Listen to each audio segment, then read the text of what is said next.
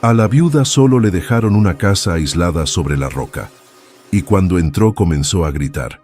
Cuando enterraron a Tomás, Elena creyó que lo peor había pasado. Se equivocó.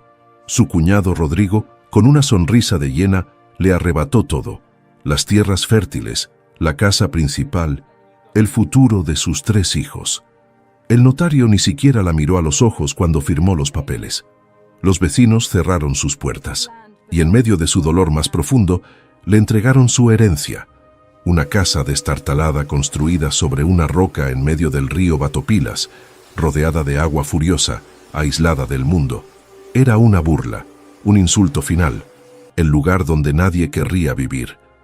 Elena cargó a sus hijos y cruzó ese río helado hacia su nuevo infierno, bajo la mirada burlona de quienes la traicionaron. La casa estaba sellada, abandonada por décadas, con tablones clavados en las ventanas como si guardara secretos que nadie debía ver.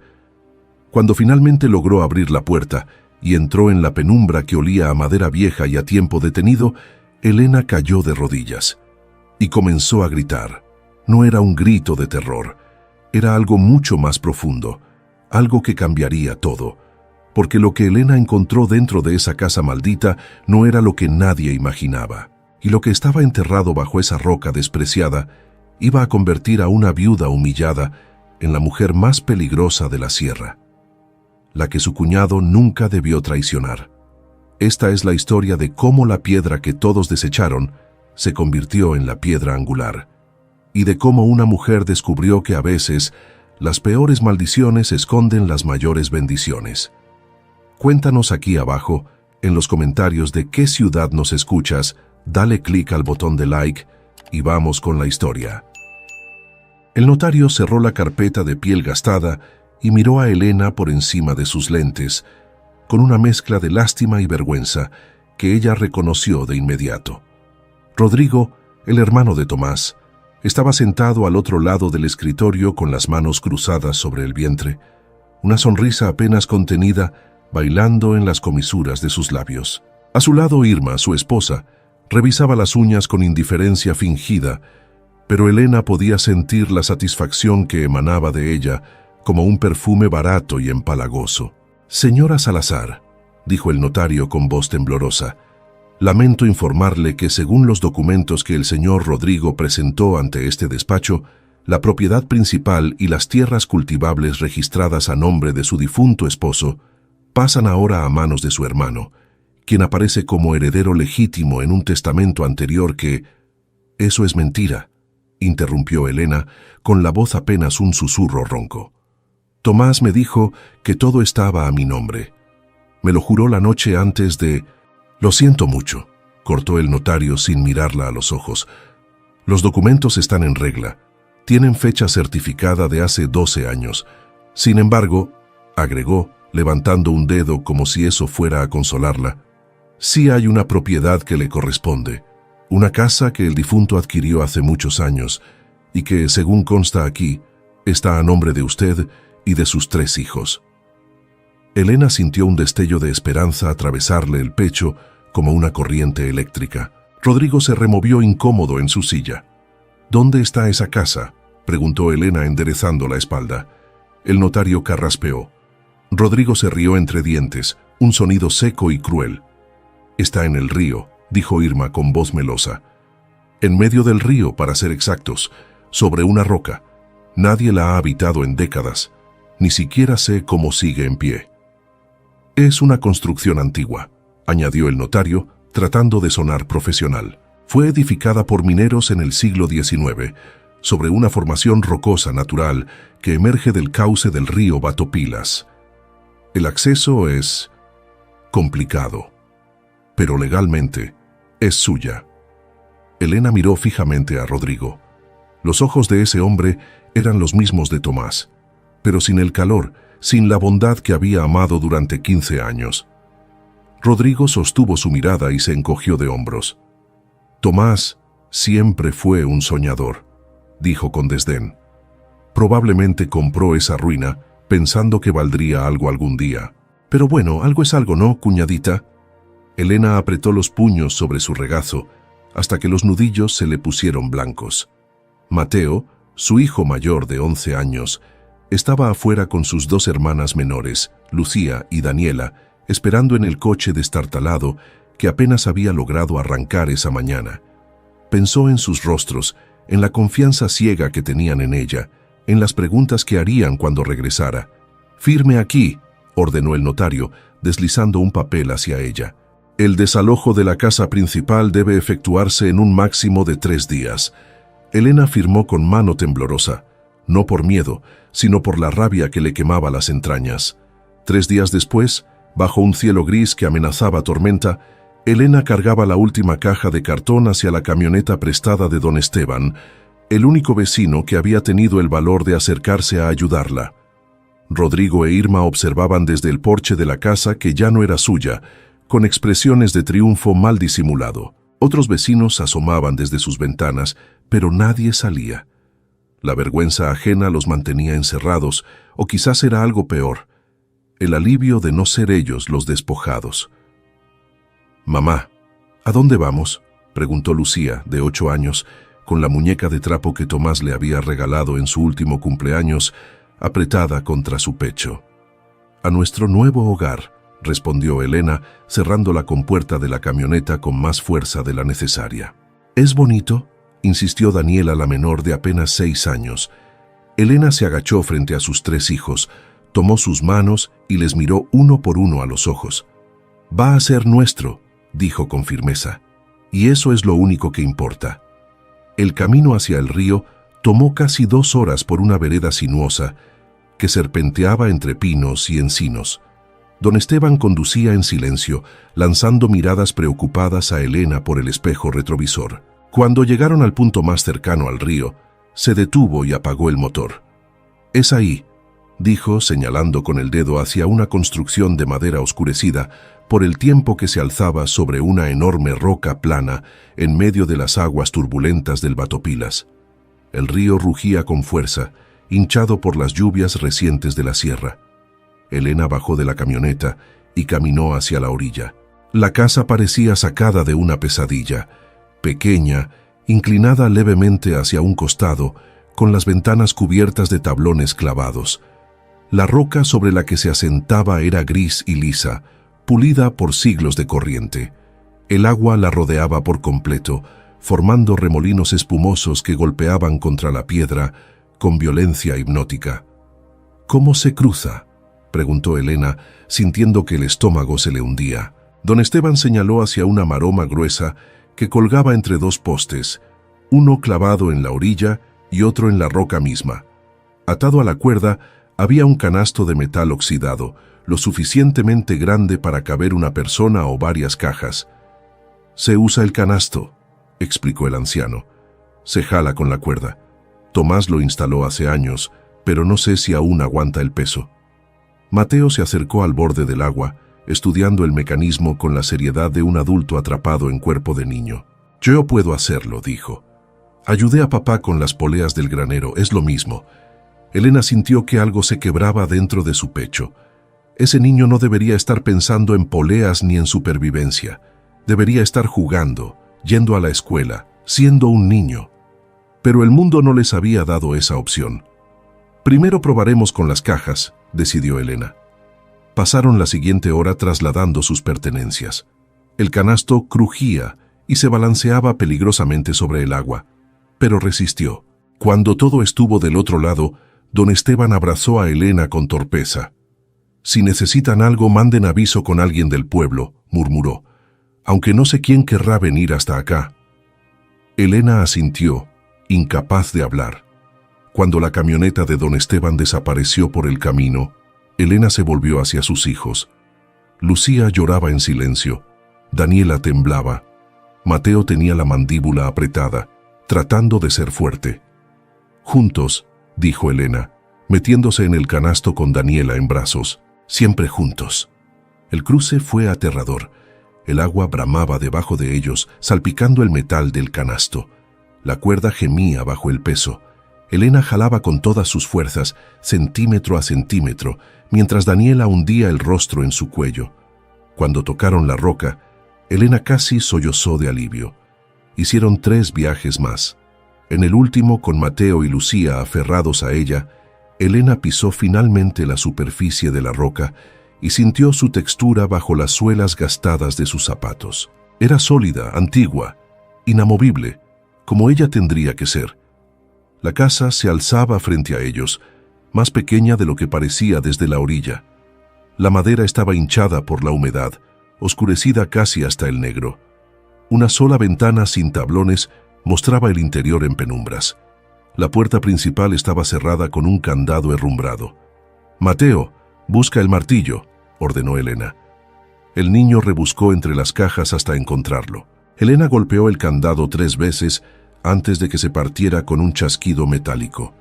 Empujó la puerta. Esta se resistió, atascada por la humedad y el tiempo. Elena empujó más fuerte, poniendo todo su peso, toda su desesperación, toda su rabia contenida. La puerta cedió de golpe.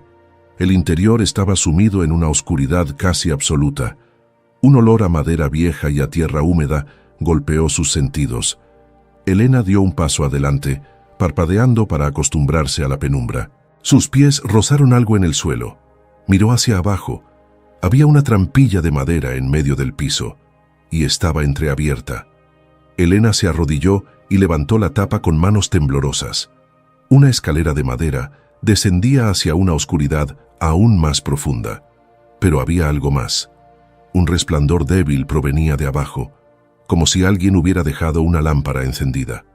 Elena bajó el primer escalón, el segundo, el tercero. Cuando sus pies tocaron el suelo del sótano excavado en la roca misma, cuando sus ojos se ajustaron y vio lo que había allí, cuando comprendió lo que Tomás había hecho, se le doblaron las rodillas. Y entonces Elena comenzó a gritar. El grito de Elena no era de terror. Era un alarido desgarrador que brotaba desde lo más profundo de su pecho, una mezcla de dolor, asombro y rabia acumulada que finalmente encontraba salida. Sus rodillas tocaron el piso de piedra pulida del sótano y sus manos se cubrieron el rostro mientras los sollozos la sacudían como ráfagas de viento. ¡Mamá! La voz de Mateo resonó desde arriba, cargada de pánico. Los pasos de los 3 niños retumbaron en la escalera de madera. «Mamá, ¿qué pasa?» Pero Elena no podía responder, no todavía. Sus ojos recorrían el espacio que Tomás había excavado en secreto, probablemente durante años, sin que ella lo supiera. El sótano era más grande de lo que la casa misma sugería desde afuera, tallado directamente en la roca viva con precisión casi sobrenatural. Las paredes de piedra gris brillaban con la luz tenue de 3 lámparas de aceite que colgaban de ganchos de hierro, sus mechas ardiendo con llamas diminutas que debían haber estado encendidas por ¿cuánto tiempo? ¿Semanas? ¿Meses? A lo largo de las paredes había estantes de madera de cedro, el aroma dulce y resinoso inconfundible incluso en ese espacio cerrado. Los estantes estaban repletos de provisiones, latas de conservas apiladas con orden militar, sacos de frijol y arroz, frascos de cristal con miel oscura, cajas de galletas selladas, garrafones de agua, mantas dobladas con precisión, ropa limpia envuelta en papel encerado. Había herramientas colgadas en una pared, hachas, sierras, martillos, todo engrasado y listo para usar. En un rincón descansaba un cofre de madera labrada con incrustaciones de metal, cerrado con un candado que brillaba como si fuera nuevo. Pero lo que había roto a Elena, lo que la había hecho caer de rodillas, era la mesa en el centro del espacio. Sobre ella, bajo un cristal protector, había una fotografía enmarcada de su boda. Elena y Tomás sonreían bajo un arco de flores blancas, jóvenes y llenos de esperanza. Y junto a la fotografía, sostenido por un pisapapeles de piedra, había un sobre de papel manila con su nombre escrito en la letra inclinada y firme de su esposo. Para Elena, mi roca. Mamá. Mateo llegó primero al fondo de la escalera y se quedó paralizado. Lucía y Daniela se aferraron a él, con los ojos muy abiertos. ¿Qué es este lugar? Elena se limpió las lágrimas con el dorso de la mano y se puso de pie con esfuerzo. Respiró profundo, tratando de controlar el temblor de su voz. Es un regalo, dijo finalmente. de su padre. Caminó hacia la mesa con pasos lentos, casi temerosos, como si el sobre fuera a desvanecerse si lo tocaba. Sus dedos rozaron el papel grueso y áspero. Lo levantó y lo sostuvo contra su pecho por un momento, cerrando los ojos.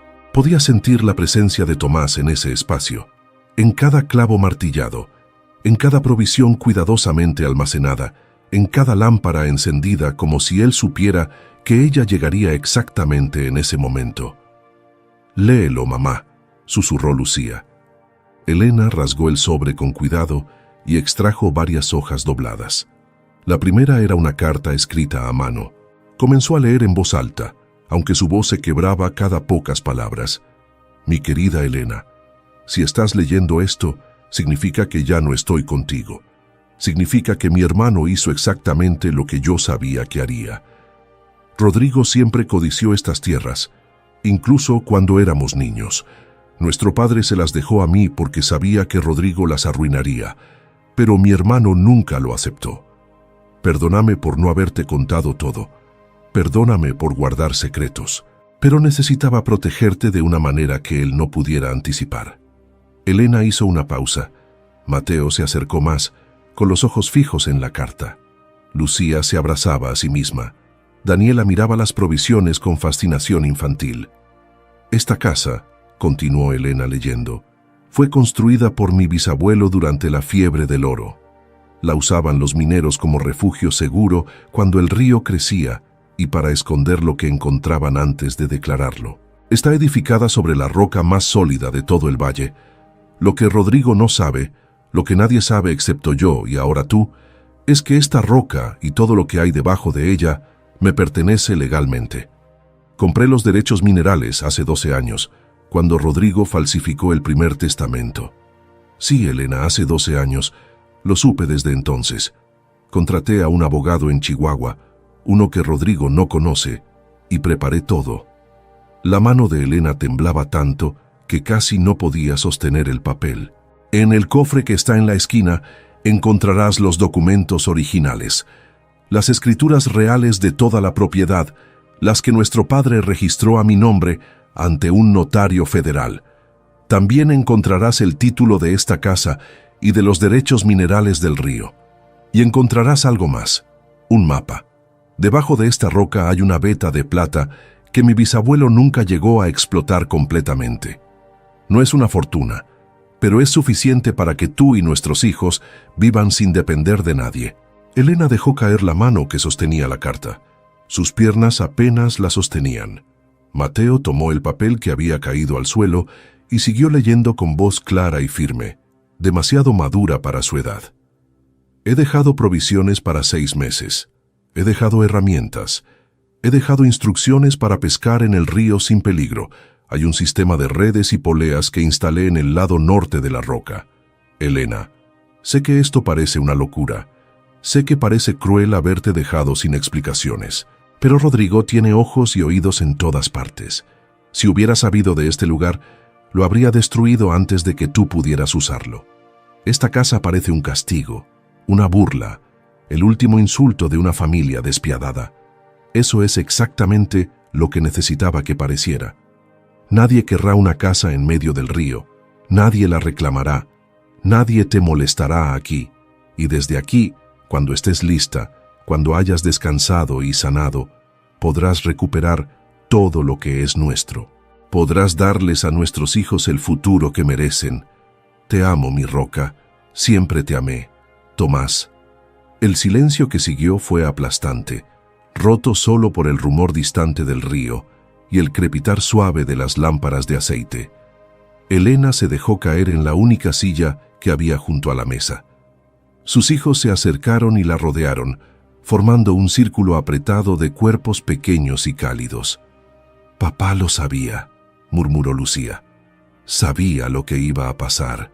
Y nos protegió», añadió Mateo con la voz enronquecida por lágrimas que no derramaba. Elena los estrechó contra ella, aspirando el olor de sus cabellos, sintiendo el latido de sus corazones. Durante las últimas semanas había creído que todo estaba perdido, que la muerte de Tomás había marcado el fin de cualquier esperanza. Había creído que la expulsión era el golpe final, la confirmación de que el mundo era cruel e injusto. Pero Tomás había visto más allá. Había jugado una partida de ajedrez contra su propio hermano desde la tumba. «Vamos a ver qué hay en ese cofre», dijo Elena finalmente, secándose las lágrimas y poniéndose de pie con renovada determinación. Se acercó al cofre de madera labrada. El candado era pequeño pero robusto. Elena buscó en el sobre y encontró una llave diminuta envuelta en un pedazo de tela. La insertó en el candado y giró. El mecanismo cedió con un clic satisfactorio. Cuando Elena levantó la tapa, el olor a papel viejo y a metal se elevó como un suspiro. Dentro había carpetas organizadas con etiquetas escritas a mano, escrituras originales, títulos de propiedad, derechos minerales, testamento certificado, cartas al abogado. Pero había algo más. En el fondo del cofre, envuelto en terciopelo negro, había un objeto pesado. Elena lo levantó con cuidado y retiró la tela. Era una roca del tamaño de su puño, pero no era una roca común. Bajo la luz tenue de las lámparas, brillaba con vetas plateadas que serpenteaban por su superficie como ríos de luz congelada. Plata pura incrustada en cuarzo. «Es hermosa», susurró Daniela, tocando la piedra con un dedo. «Es prueba», corrigió Elena. «Prueba de que todo lo que escribió tu padre es verdad». Mateo tomó una de las carpetas y la abrió. Sus ojos se movieron sobre los documentos con la concentración de alguien que intenta descifrar un idioma extranjero. «Mamá, aquí dice que el abuelo registró las tierras ante un juez federal hace 30 años. Hay un sello, y aquí está el nombre de papá como heredero único». Elena sintió que algo cambiaba en su interior. No era esperanza, todavía no. Era algo más sólido, más peligroso. Era certeza. La certeza de que Rodrigo no solo era un ladrón, sino un ladrón torpe que había dejado evidencia de su crimen esparcida por todo el valle. «Tenemos que esconder esto», dijo Elena, cerrando el cofre con firmeza. «Nadie puede saber que lo encontramos, todavía no». «¿Por qué no?», preguntó Lucía. «Podríamos ir mañana al notario y mostrarle los papeles». «Porque ese notario trabaja para Rodrigo», explicó Elena, «o al menos le debe favores. Si vamos ahora sin preparación, sin un plan, pueden destruir estos documentos. Pueden decir que son falsificaciones. Pueden hacer desaparecer al abogado que papá contrató en Chihuahua». «Entonces, ¿qué hacemos?», preguntó Mateo. Elena miró a su hijo mayor a los ojos. En ellos vio el reflejo de Tomás. La misma determinación, la misma inteligencia silenciosa. «Hacemos exactamente lo que tu padre planeó», respondió. «Nos quedamos aquí. Sobrevivimos. Aprendemos a pescar en ese río. Usamos las provisiones. Y mientras todos piensan que estamos derrotados, que esta casa es nuestro castigo, nosotros nos hacemos más fuertes. Y cuando llegue el momento justo, cuando nadie lo espere, entonces actuamos». «¿Cuánto tiempo?», insistió Lucía. «El que sea necesario», dijo Elena con una firmeza que sorprendió incluso a ella misma. Pasaron el resto del día explorando el sótano y la casa superior. El diseño era ingenioso. La trampilla quedaba oculta bajo una alfombra raída que alguien podría pisar sin notar nada raro. En la planta superior había 4 catres plegables guardados en un armario empotrado, junto con más mantas y almohadas. La estufa de leña estaba limpia y funcional. Había una letrina exterior construida en un saliente de la roca, protegida del río por una cerca de madera. Cuando cayó la noche, Elena encendió la estufa y calentó una lata de sopa de verduras. Comieron en silencio, sentados en el suelo de madera, escuchando el rugido constante del agua. Las lámparas de aceite proyectaban sombras danzantes en las paredes. Daniela se quedó dormida con la cabeza en el regazo de Elena. Lucía bostezaba cada pocos minutos. Solo Mateo permanecía despierto, mirando fijamente la trampilla cerrada. «Mamá», dijo finalmente. «¿Sí? ¿Crees que papá sabía que iba a morir?». La pregunta golpeó a Elena como un puño en el estómago. Quiso mentir, decir que no, que había sido un accidente repentino. Pero Mateo merecía la verdad. «Creo que sabía que algo malo podía pasar», respondió con cuidado. «Tu padre era cuidadoso. Siempre pensaba en el futuro, en protegernos, y creo que sabía que Rodrigo era capaz de cualquier cosa. Mateo asintió lentamente, procesando las palabras. «Entonces vamos a ganar», dijo con una convicción que no admitía dudas, «porque papá ya nos dio las herramientas para hacerlo». Elena lo abrazó con fuerza, sintiendo las lágrimas arder en sus ojos otra vez. Esa noche, acostados en los catres bajo mantas que olían levemente a cedro, Elena no podía dormir. Escuchaba la respiración profunda de sus hijos, el canto incansable del río, el viento que silbaba entre las grietas de la madera. Pensó en Rodrigo e Irma, probablemente cenando en la mesa que había sido suya, durmiendo en la cama que había compartido con Tomás, contando el dinero de la cosecha que no habían sembrado. Pensó en el notario cobarde y en los vecinos silenciosos. Pensó en don Esteban, el único que había tendido una mano. Pensó en todo lo que había perdido y en todo lo que acababa de encontrar. Y entonces, en la oscuridad, Elena sonrió. 3 días después, al amanecer, Elena estaba en el lado norte de la roca, donde Tomás había instalado el sistema de pesca.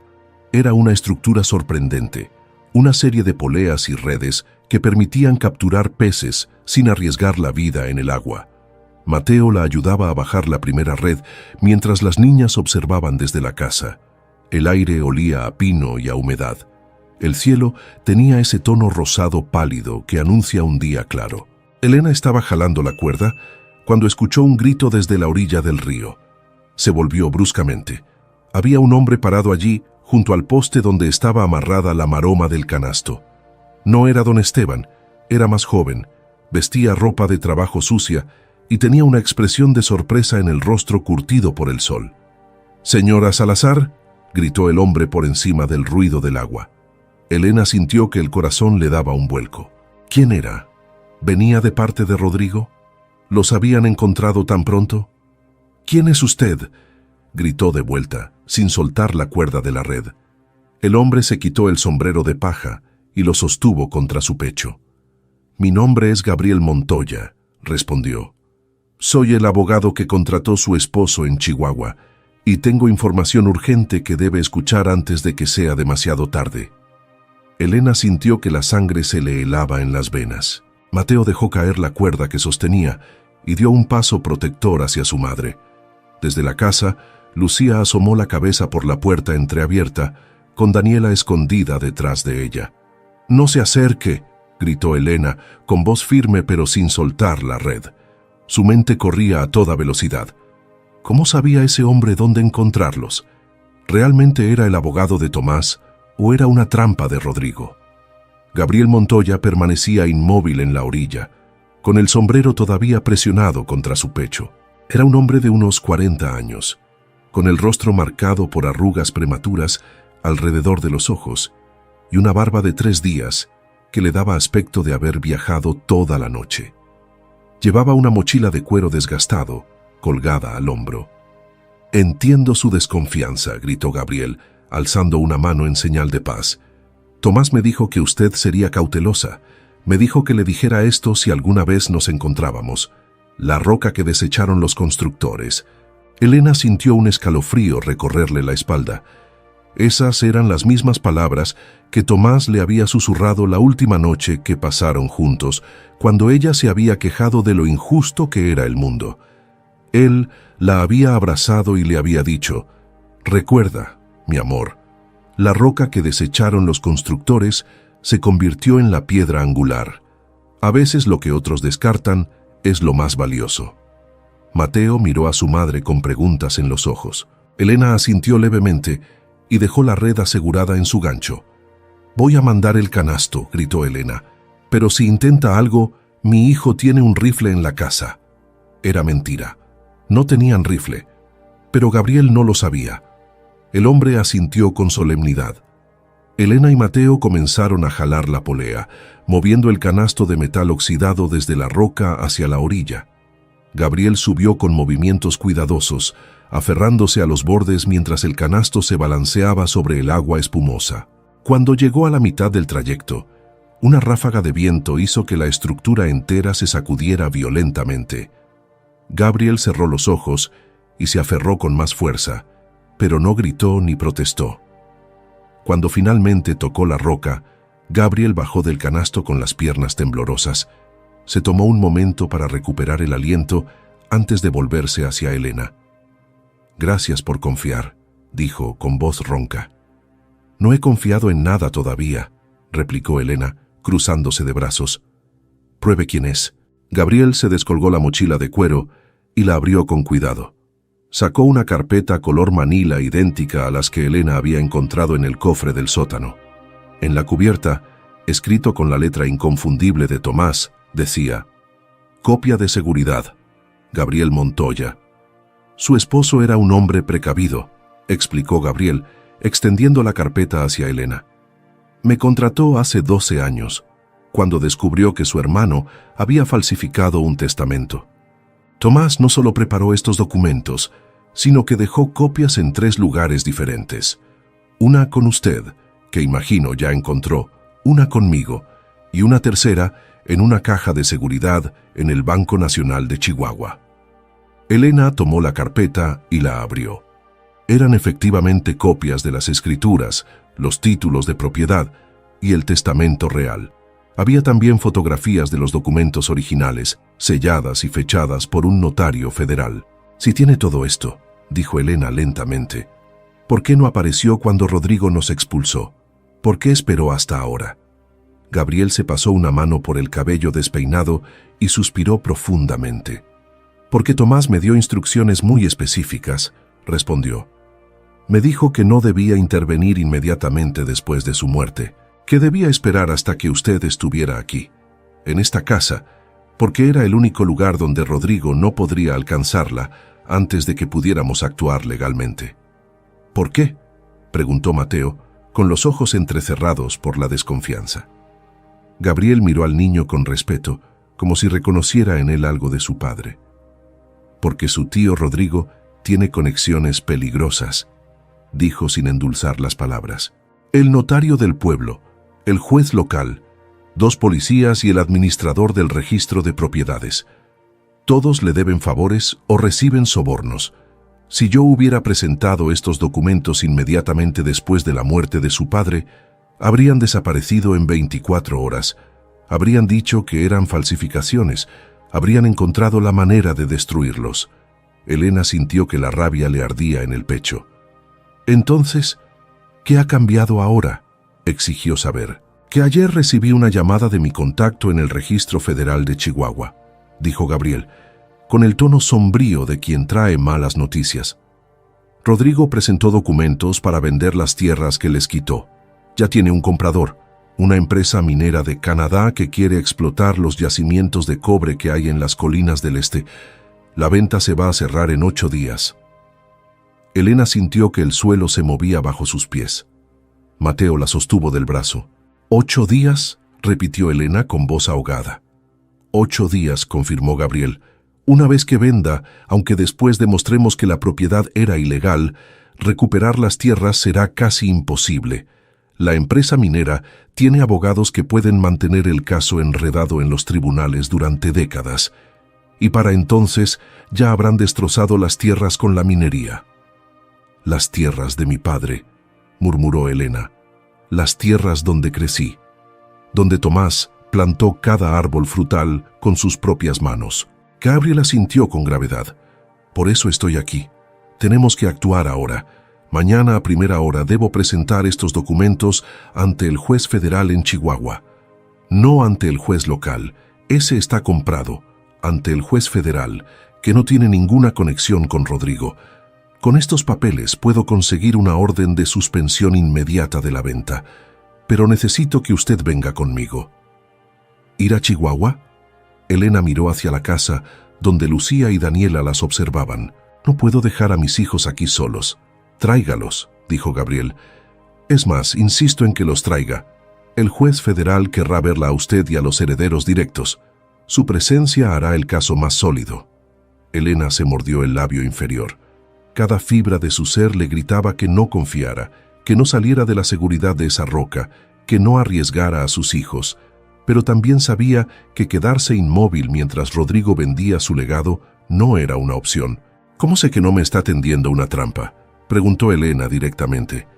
¿Cómo sé que Rodrigo no lo envió para sacarnos de aquí? Gabriel la miró a los ojos sin parpadear. No tiene forma de saberlo con certeza, admitió. Pero piénselo, si yo trabajara para Rodrigo, ¿por qué vendría hasta aquí? Podría simplemente haber dicho dónde está usted y él habría mandado a alguien a intimidarla. Además, tengo esto. Gabriel metió la mano en el bolsillo interior de su chamarra y sacó algo pequeño envuelto en un pañuelo blanco. Lo desenvolvió con cuidado y se lo mostró a Elena. Era el anillo de bodas de Tomás. Elena sintió que las rodillas se le doblaban. Mateo la sostuvo con más fuerza.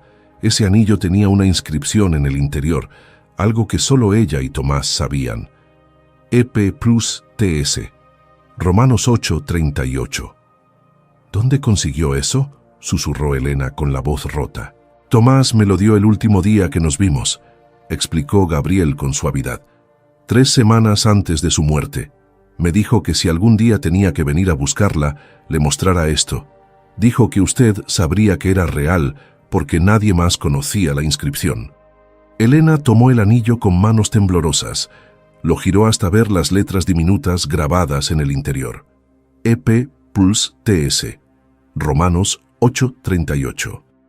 Ese versículo había sido leído en su boda. Porque estoy convencido de que ni la muerte ni la vida podrá separarnos del amor de Dios.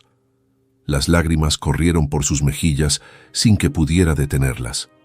Está bien, mamá, dijo Mateo con voz firme. Podemos confiar en él. Elena asintió lentamente, secándose las lágrimas con el dorso de la mano. Llamó a Lucía y Daniela, que corrieron hacia ella. Las abrazó a las 3 contra sí, sintiendo el calor de sus cuerpos pequeños. Señor Montoya, dijo Elena, levantando la cabeza con determinación renovada. Iremos a Chihuahua con usted, pero antes necesito que me ayude con algo. Lo que necesite, respondió Gabriel. Necesito llevar los documentos originales del cofre, no solo las copias. Quiero que el juez vea todo, incluyendo la muestra de plata, y necesito dejar esta casa asegurada. Si Rodrigo se entera de que nos fuimos, intentará destruir este lugar. Gabriel asintió. Tengo un candado en mi camioneta y puedo ayudarle a cargar lo que necesite. Pasaron la siguiente hora preparándose. Elena y Gabriel bajaron al sótano y sacaron las carpetas del cofre, la muestra de plata envuelta en terciopelo y una de las lámparas de aceite como evidencia del cuidado con que Tomás había preparado todo. Mateo ayudó a su madre a empacar ropa limpia para todos en una bolsa de lona. Lucía guardó comida en una canasta. Daniela metió su muñeca de trapo y un dibujo que había hecho de la casa sobre la roca. Cuando todo estuvo listo, sellaron la trampilla del sótano y la cubrieron con la alfombra raída. Gabriel clavó tablones sobre las ventanas desde dentro antes de salir. Elena cerró la puerta principal con el candado nuevo que Gabriel había traído, uno mucho más fuerte que el anterior. El cruce de regreso a la orilla fue más fácil ahora que Gabriel podía ayudar con las poleas.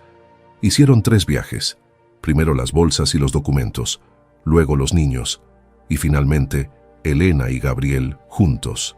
Cuando todos estuvieron de pie en tierra firme, Elena se volvió a mirar la casa sobre la roca.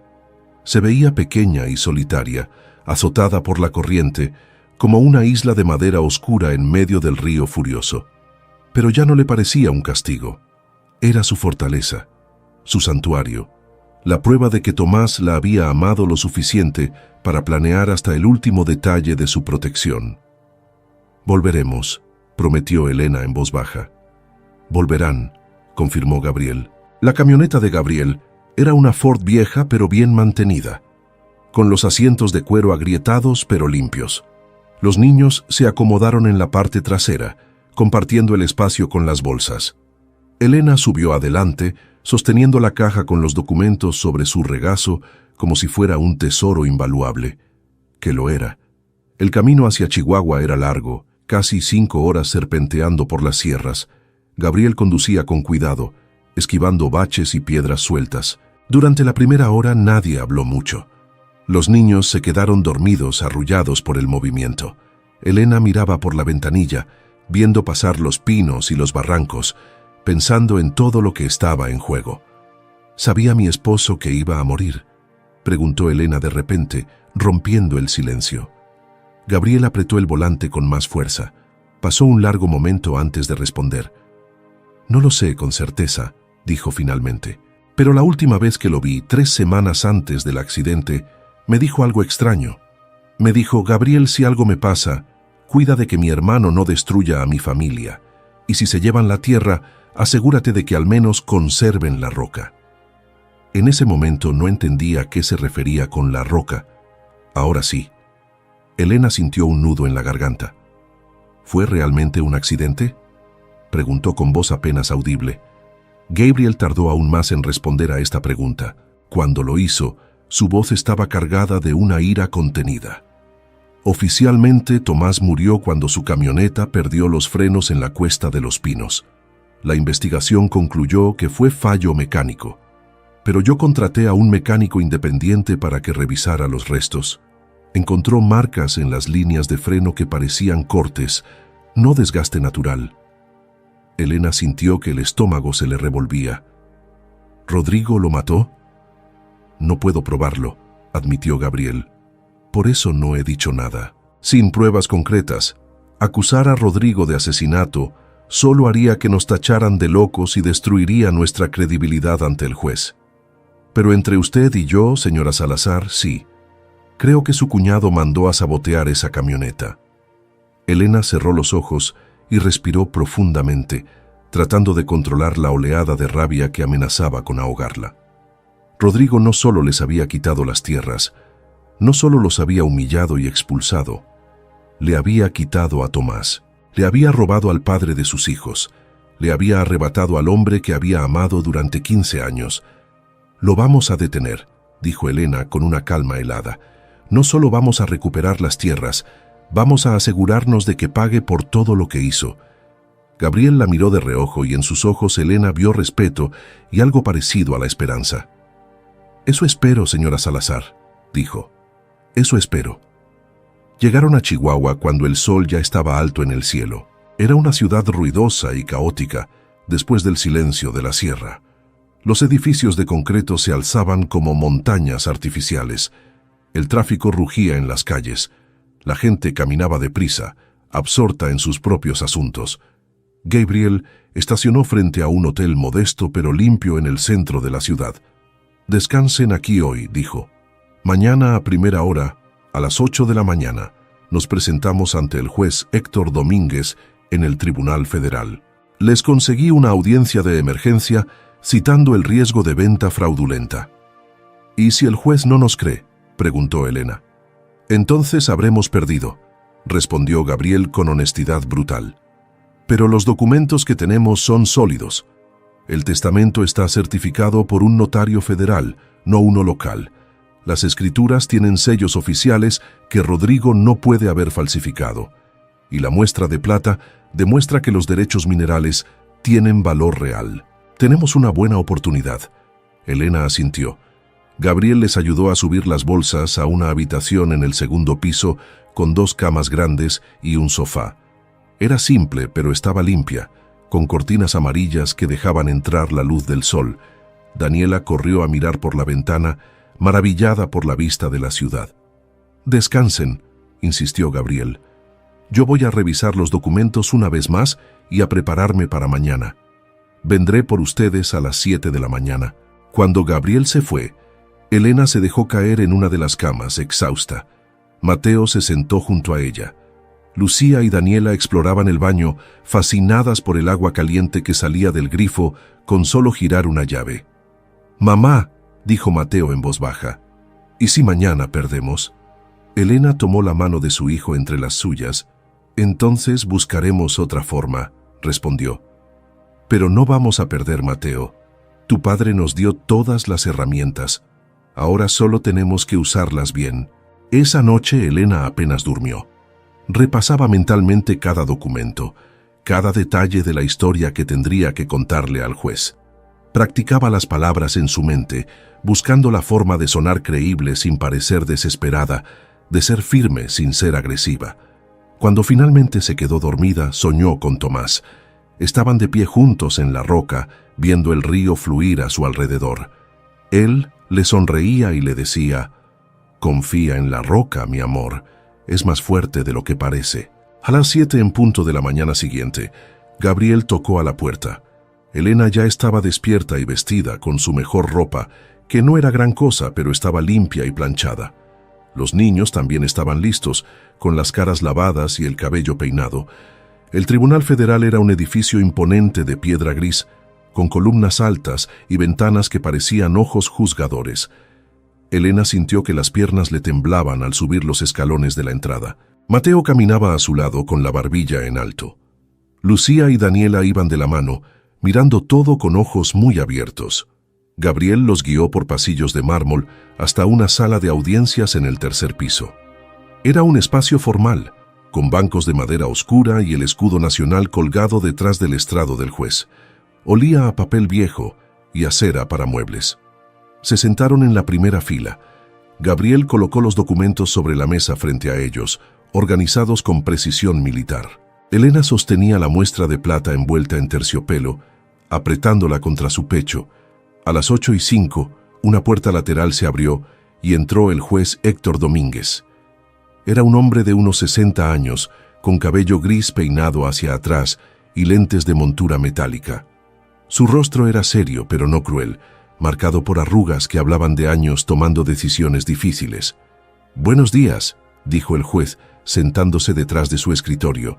«Entiendo que tenemos una solicitud de orden de suspensión de venta. Licenciado Montoya, proceda». Gabriel se puso de pie y comenzó a presentar el caso. Habló con claridad y precisión, explicando la muerte de Tomás, la falsificación del testamento por parte de Rodrigo, el despojo de las tierras y la evidencia que tenían de la propiedad legítima. Mientras hablaba, iba pasando documentos al juez, quien los examinaba con expresión impenetrable. Elena observaba cada movimiento del rostro del juez, buscando alguna señal de qué estaba pensando. Pero el hombre era como una estatua de piedra. Cuando Gabriel terminó, el juez se quitó los lentes y los limpió lentamente con un pañuelo. «Es un caso interesante», dijo finalmente.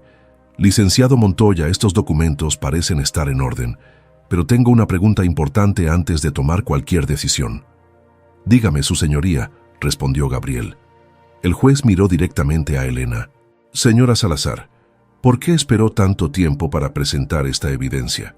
Su esposo murió hace más de 2 meses. Fue despojada de su propiedad hace 3 semanas. ¿Por qué viene ahora, justo cuando la venta está a punto de cerrarse?» Elena sintió que todos los ojos de la sala se clavaban en ella. Era el momento de la verdad. Se puso de pie lentamente, con las piernas temblando pero la voz firme. «Porque mi esposo me enseñó a ser paciente, su señoría», respondió. «Me enseñó que a veces la roca que todos desprecian es la más valiosa. Y me enseñó que antes de actuar hay que asegurarse de estar parada en tierra firme». El juez la observó en silencio por un momento que se sintió eterno. Y entonces, por primera vez desde que había entrado a la sala, sonrió levemente. «Interesante», murmuró. En ese momento, la puerta de la sala se abrió de golpe. Un hombre entró apresuradamente, con el rostro rojo de furia y los ojos inyectados de sangre. Era Rodrigo. «Esto es un fraude», gritó señalando a Elena con un dedo acusador. «Esa mujer está mintiendo. Esos documentos son falsificaciones. Exijo que se detenga esta audiencia inmediatamente». Detrás de él entraron Irma y el notario del pueblo, ambos con expresiones de pánico mal disimulado. El juez golpeó el mazo contra su escritorio con un sonido que retumbó como un trueno. «Orden en la sala», bramó. «¿Quién es usted y cómo se atreve a interrumpir una audiencia federal?» Rodrigo se detuvo en seco, como si recién se diera cuenta de dónde estaba. Pero era demasiado tarde. Había entrado como un toro enfurecido y ahora todos podían ver exactamente quién era. Elena lo miró directamente a los ojos y por primera vez desde la muerte de Tomás, sonrió. El juez Domínguez se puso de pie con una lentitud deliberada que hizo que el silencio en la sala se volviera casi sólido. Sus ojos, fríos como hielo detrás de los lentes, se clavaron en Rodrigo con una intensidad que habría hecho retroceder a un hombre más inteligente. Pero Rodrigo estaba demasiado cegado por la furia y el pánico para reconocer el peligro. «Le voy a preguntar una vez más», dijo el juez con una voz peligrosamente baja. «¿Quién es usted?». Rodrigo se enderezó, tratando de recuperar algo de compostura. Se alisó la camisa arrugada y respiró profundo. «Soy Rodrigo Salazar Mendoza, su señoría, hermano del difunto Tomás Salazar, y heredero legítimo de las propiedades que esta mujer», señaló a Elena con desprecio, «está tratando de robarme mediante documentos fraudulentos». «¿Heredero legítimo?», repitió el juez, sentándose nuevamente y juntando las manos sobre el escritorio. «Interesante. ¿Y cómo supo usted de esta audiencia?». «Es una sesión de emergencia que se programó ayer por la tarde. No se publicó en ningún registro público». Rodrigo parpadeó, desconcertado por la pregunta. El notario que lo acompañaba dio un paso atrás, como tratando de desaparecer entre las sombras. «Yo tengo contactos que me informan de asuntos legales que me conciernen», tartamudeó Rodrigo. «Contactos», repitió el juez con un tono que dejaba claro lo que pensaba de eso. «Señor Salazar, tome asiento. Si tiene algo que alegar en contra de estos documentos, tendrá su oportunidad de hacerlo, pero si vuelve a interrumpir mi sala o a gritar de esa manera, lo haré desalojar. ¿Queda claro?». Rodrigo apretó la mandíbula, pero asintió y se sentó en uno de los bancos del fondo. Irma se deslizó junto a él, con el rostro pálido.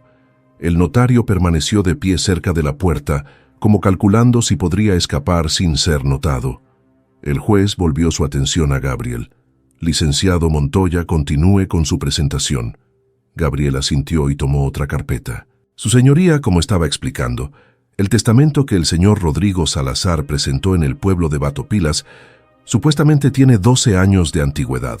Sin embargo, tenemos aquí el testamento original de don Vicente Salazar Ochoa, padre de Tomás y Rodrigo, certificado por el notario federal Armando Villegas hace 32 años, donde se establece claramente que todas las propiedades pasan a su hijo Tomás por ser el mayor y por demostrar, cito textualmente, responsabilidad y carácter apropiado para la administración de las tierras familiares». Gabriel pasó el documento al juez, quien lo examinó detenidamente. «Además», continuó Gabriel, «tenemos el testamento de Tomás Salazar, redactado hace 13 años y actualizado hace 2 años, donde él deja todo a su esposa Elena Patricia Ruiz Salazar y a sus 3 hijos, Mateo, Lucía y Daniela. Este testamento fue registrado ante mí como testigo y ante el notario federal Roberto Castañeda de esta ciudad de Chihuahua. Aquí están las copias certificadas». Mientras el juez revisaba los papeles, Rodrigo se movía inquieto en su asiento. Elena podía verlo desde donde estaba sentada. Conocía esa expresión. Era la misma que ponía cuando niños jugaban cartas, y él sabía que había perdido, pero no quería admitirlo. «Su señoría», la voz de Rodrigo cortó el silencio. «Con todo respeto, esos documentos pudieron haber sido falsificados después de la muerte de mi hermano. El licenciado Montoya claramente está coludido con mi cuñada». El juez levantó la vista lentamente. «¿Está usted sugiriendo que un notario federal falsificó documentos?», preguntó con un tono gélido. «Estoy sugiriendo que hay intereses económicos de por medio», respondió Rodrigo, recuperando algo de su arrogancia habitual. «Mi hermano y yo tuvimos diferencias, es cierto, pero él sabía que yo era el más capacitado para administrar las tierras. Por eso me las dejó a mí». «Mentiroso». La voz de Mateo sonó clara y fuerte en la sala. El niño se había puesto de pie con los puños apretados a los costados. «Mi padre nunca te dejaría nada. Decía que eras un ladrón y un cobarde». «Mateo». Elena trató de callarlo, pero el juez levantó una mano. «Déjelo hablar», ordenó. «Joven, ¿qué edad tiene?». «11 años, su señoría», respondió Mateo, sin apartar los ojos de Rodrigo. «Y supongo que conocía bien a su padre». «Mejor que nadie», dijo Mateo con la voz quebrada pero firme. «Mi papá me contó todo. Me dijo que mi tío Rodrigo había falsificado documentos cuando yo tenía 1 año. Me dijo que por eso construyó la casa en el río, para protegernos del día en que mi tío intentara robarnos. Me dijo que confiara en mi mamá, que ella sabría qué hacer. Elena sintió que el corazón se le rompía y se hinchaba al mismo tiempo. Su hijo, su pequeño Mateo, que había tenido que crecer demasiado rápido, estaba parado frente a un juez federal defendiendo su honor con la valentía de un guerrero. El juez observó al niño por un largo momento. Luego miró a Elena y finalmente a Rodrigo. «Señor Salazar», dijo dirigiéndose a Rodrigo, «¿trajo usted documentos que respalden su reclamo?» Rodrigo se volvió hacia el notario del pueblo, quien tragó saliva nerviosamente. «Yo los tengo en mi oficina, su señoría», tartamudeó el notario. «Puedo traerlos mañana». «¿Los tiene en su oficina?», repitió el juez con incredulidad. «Señor, usted sabía de esta audiencia y vino hasta Chihuahua sin traer los documentos que supuestamente prueban el reclamo de su cliente. ¿Le parece eso profesional?». El notario abrió la boca, pero no salió ningún sonido. «Permítame adivinar», continuó el juez con un tono cada vez más frío. «El testamento que usted tiene en su oficina no está certificado por un notario federal, ¿verdad?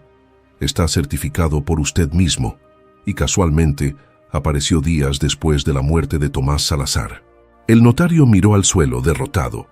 El juez tomó uno de los documentos que Gabriel había presentado y lo estudió con atención.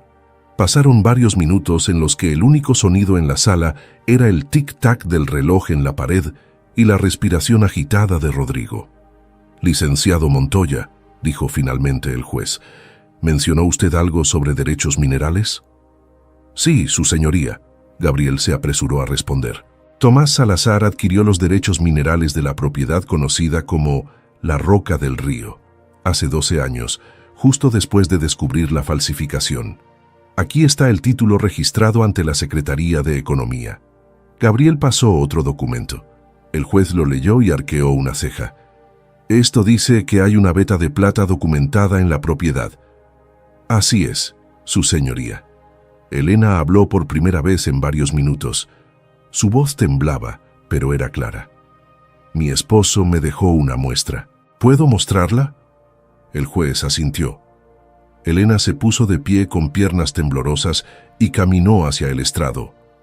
Desenvolvió el terciopelo negro y colocó la roca con vetas plateadas sobre el escritorio del juez. Incluso bajo la luz artificial de la sala, la plata brillaba con un resplandor casi hipnótico. El juez tomó la roca con cuidado, girándola en sus manos, examinando las vetas que serpenteaban por la superficie. «Esto es plata de alta pureza», murmuró. «Y según el título, ¿toda la formación rocosa le pertenece a usted?». «Sí, su señoría», respondió Elena. «Mi esposo lo registró a mi nombre y al de nuestros hijos». Rodrigo se puso de pie de un salto. «Esa roca no vale nada», gritó. «Es solo un peñasco en medio del río, no hay ninguna mina ahí». «¿Cómo lo sabe?», preguntó el juez con falsa inocencia. «¿Ha explorado usted la propiedad?».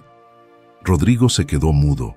Irma le jaló del brazo, tratando de hacer que se sentara, pero él se zafó bruscamente. «Todos saben que esa casa es inhabitable», insistió Rodrigo. «Le dejé eso a mi cuñada como una burla, como lo que ella merece después de...». Se detuvo abruptamente, dándose cuenta demasiado tarde de lo que acababa de confesar. El silencio que siguió fue absoluto. El juez puso la roca de plata de vuelta sobre el escritorio y se reclinó en su silla, estudiando a Rodrigo con una expresión que mezclaba disgusto y fascinación, como si estuviera observando un insecto particularmente repulsivo. «¿Le dejó esa propiedad como burla?», repitió el juez lentamente, saboreando cada palabra. «Señor Salazar, ¿está usted admitiendo que despojó a esta mujer de sus propiedades legítimas y le dejó lo que consideraba una propiedad sin valor para humillarla?». Rodrigo se dio cuenta del error demasiado tarde. Su rostro pasó del rojo de la ira al blanco del pánico. «Yo no quise decir eso», balbuceó. «Me expresé mal. Lo que quería decir es que...». «Creo que se expresó con perfecta claridad», cortó el juez. Tomó su mazo y lo golpeó una vez contra el escritorio. «He escuchado suficiente. Esta es mi decisión. Se ordena la suspensión inmediata de cualquier venta de las propiedades registradas a nombre de Tomás Salazar». Se ordena una investigación completa de los documentos presentados por el señor Rodrigo Salazar ante las autoridades de Batopilas. Se ordena la restitución provisional de todas las propiedades a la señora Elena Patricia Ruiz Salazar hasta que se resuelva el caso definitivamente. Y se ordena que el señor Rodrigo Salazar y el notario miró al hombre cerca de la puerta. ¿Cuál es su nombre? Eusebio Ramírez, su señoría, susurró el notario con voz quebrada. Se ordena que el señor Rodrigo Salazar y el notario Eusebio Ramírez no se acerquen a la señora Salazar ni a sus hijos, ni interfieran de ninguna manera con las propiedades en cuestión, so pena de ser procesados por desacato y fraude. ¿Queda claro? Sí, su señoría, murmuró Elena, sintiendo que las lágrimas le brotaban incontrolables. Esto es injusto, gritó Rodrigo. Usted no puede... Puedo y lo hago, cortó el juez. Y le sugiero que contrate un buen abogado, señor Salazar, porque voy a referir este caso a la Fiscalía para que investiguen posible falsificación de documentos y fraude patrimonial. Audiencia terminada. El golpe del mazo resonó como un disparo. Elena se dejó caer en su silla, incapaz de creer lo que acababa de pasar. Mateo la abrazó por un costado, Lucía por el otro, y Daniela trepó a su regazo. Los cuatro se fundieron en un abrazo mientras las lágrimas corrían libremente por sus rostros. Gabriel se acercó y puso una mano en el hombro de Elena. «Lo logramos», dijo con voz emocionada. «Por Dios, lo logramos». Rodrigo salió de la sala como una tromba, con Irma corriendo detrás de él. El notario se escabulló por la puerta lateral, probablemente calculando cuánto tiempo tenía antes de que llegara la policía. Cuando finalmente se calmaron lo suficiente para ponerse de pie, el juez Domínguez bajó de su estrado y se acercó a Elena. Le extendió la mano. «Señora Salazar», dijo con una calidez que no había mostrado durante la audiencia, su esposo era un hombre sabio, la roca que otros desprecian. «Se convierte en la piedra angular», completó Elena, estrechando la mano del juez. «Exactamente», sonrió el juez. «Cuide de esos niños y de esa propiedad. Algo me dice que va a ser más valiosa de lo que nadie imagina». Salieron del tribunal bajo el sol brillante del mediodía. La ciudad de Chihuahua bullía a su alrededor, indiferente al milagro que acababa de ocurrir en la sala del tercer piso. Elena se detuvo en los escalones, dejando que el sol le calentara el rostro, sintiendo por primera vez en meses algo parecido a la paz. «¿Qué hacemos ahora, mamá?», preguntó Lucía. «Ahora», respondió Elena con una sonrisa, «volvemos a casa, a nuestra casa». El viaje de regreso fue completamente diferente. Gabriel conducía más relajado, incluso silbando de vez en cuando. Los niños iban despiertos, hablando emocionados sobre todo lo que había pasado, haciendo planes sobre cómo arreglarían la casa sobre la roca, cómo plantarían un jardín en alguna orilla del río, cómo aprenderían a pescar mejor. Elena miraba por la ventanilla, pero esta vez no veía solo árboles y barrancos. Veía posibilidades, veía futuro. Cuando llegaron al río al atardecer, la casa sobre la roca brillaba bajo los últimos rayos del sol, bañada en tonos dorados y rojizos. El agua rugía alrededor como siempre, pero ya no sonaba amenazante. Sonaba protectora, como un guardián eterno. «La semana que viene traigo a un ingeniero de minas», dijo Gabriel mientras ayudaba a bajar las bolsas de la camioneta. «Alguien de confianza que pueda evaluar la veta de plata. Si es tan grande como Tomás creía, van a necesitar permisos de explotación. Y protección legal». «¿Protección?», preguntó Elena. «Cuando la gente sepa que hay plata ahí, van a venir. Van a querer comprarles, van a querer engañarlos, van a tratar de robarles de nuevo», explicó Gabriel. «Necesitan estar preparados». Elena asintió, comprendiendo la advertencia. Esto no había terminado. La batalla legal acababa de comenzar, pero por primera vez tenían armas para pelear. Cruzaron el río en el canasto mientras el cielo se teñía de púrpura. Cuando Elena pisó la roca y abrió la puerta de la casa, sintió algo que no había sentido en mucho tiempo: pertenencia. Esta era su casa, su roca, su fortaleza. Los niños corrieron adentro, felices de estar de vuelta. Elena bajó al sótano y volvió a encender las lámparas de aceite. Todo estaba exactamente como lo habían dejado. Las provisiones, los estantes, la mesa con la fotografía de su boda. Se quedó un momento parada frente a la foto, mirando los rostros jóvenes y esperanzados de ella y Tomás. «Lo hicimos, mi amor», susurró. «Usé tus herramientas, confié en tu plan, y funcionó». Esa noche cenaron sopa caliente y pan que Gabriel había comprado en Chihuahua. Comieron sentados alrededor de la estufa contando historias, riéndose por primera vez en semanas. Cuando los niños finalmente se fueron a dormir, Elena se quedó despierta un rato más, sentada junto a la ventana, mirando el río plateado bajo la luz de la luna. Gabriel había dicho que volvería en una semana con el ingeniero.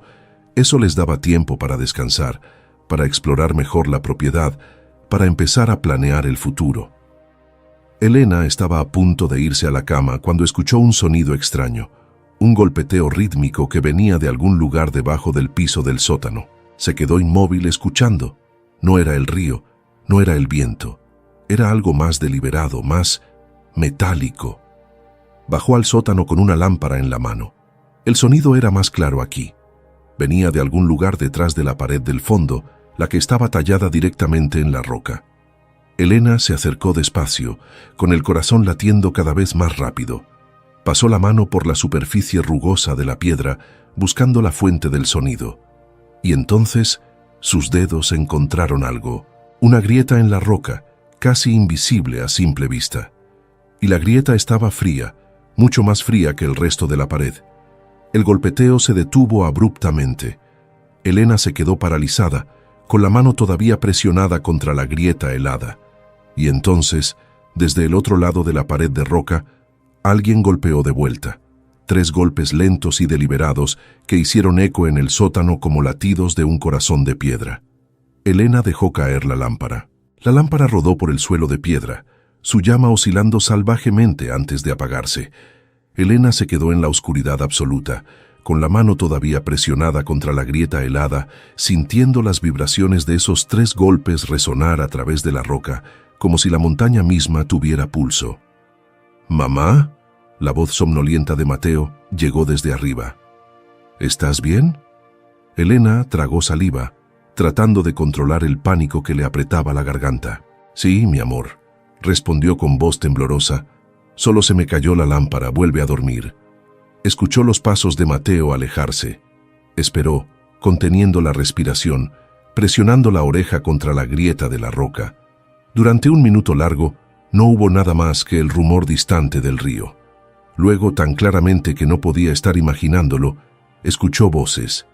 Voces masculinas, amortiguadas por la piedra pero inconfundiblemente humanas. «Tiene que estar por aquí. La veta cruza justo. Sáenz más profundo, necesitamos más profundo». Elena retrocedió de la pared como si la piedra la hubiera quemado. Había alguien al otro lado, alguien cavando, alguien buscando la plata. Con manos temblorosas, Elena encontró la lámpara caída y logró volver a encenderla después de 3 intentos. La luz reveló algo que no había notado antes en la pared del fondo. Marcas de cincel antiguas, apenas visibles, formando lo que parecía ser el contorno de una puerta o entrada sellada hace mucho tiempo. Elena subió corriendo las escaleras, cerró la trampilla del sótano y arrastró una caja pesada sobre ella. Despertó a Mateo sacudiéndolo suavemente del hombro. «Mateo, despierta.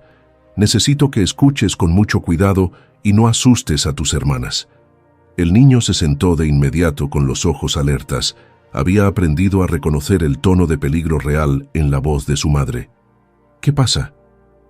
«Hay alguien tratando de entrar al sótano, desde el otro lado de la roca», susurró Elena. «Creo que saben de la plata. Creo que están cavando un túnel».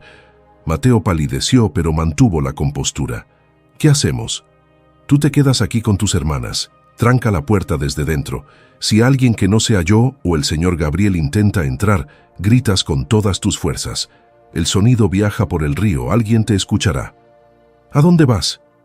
«A buscar ayuda». Elena se puso su chal sobre los hombros. «Y a averiguar quién está del otro lado de esa pared». Salió de la casa al aire frío de la madrugada. La luna llena convertía el río en una cinta de plata líquida. Elena cruzó en el canasto con movimientos rápidos y precisos que la sorprendieron a ella misma. Apenas 3 semanas atrás, ese cruce la había aterrorizado.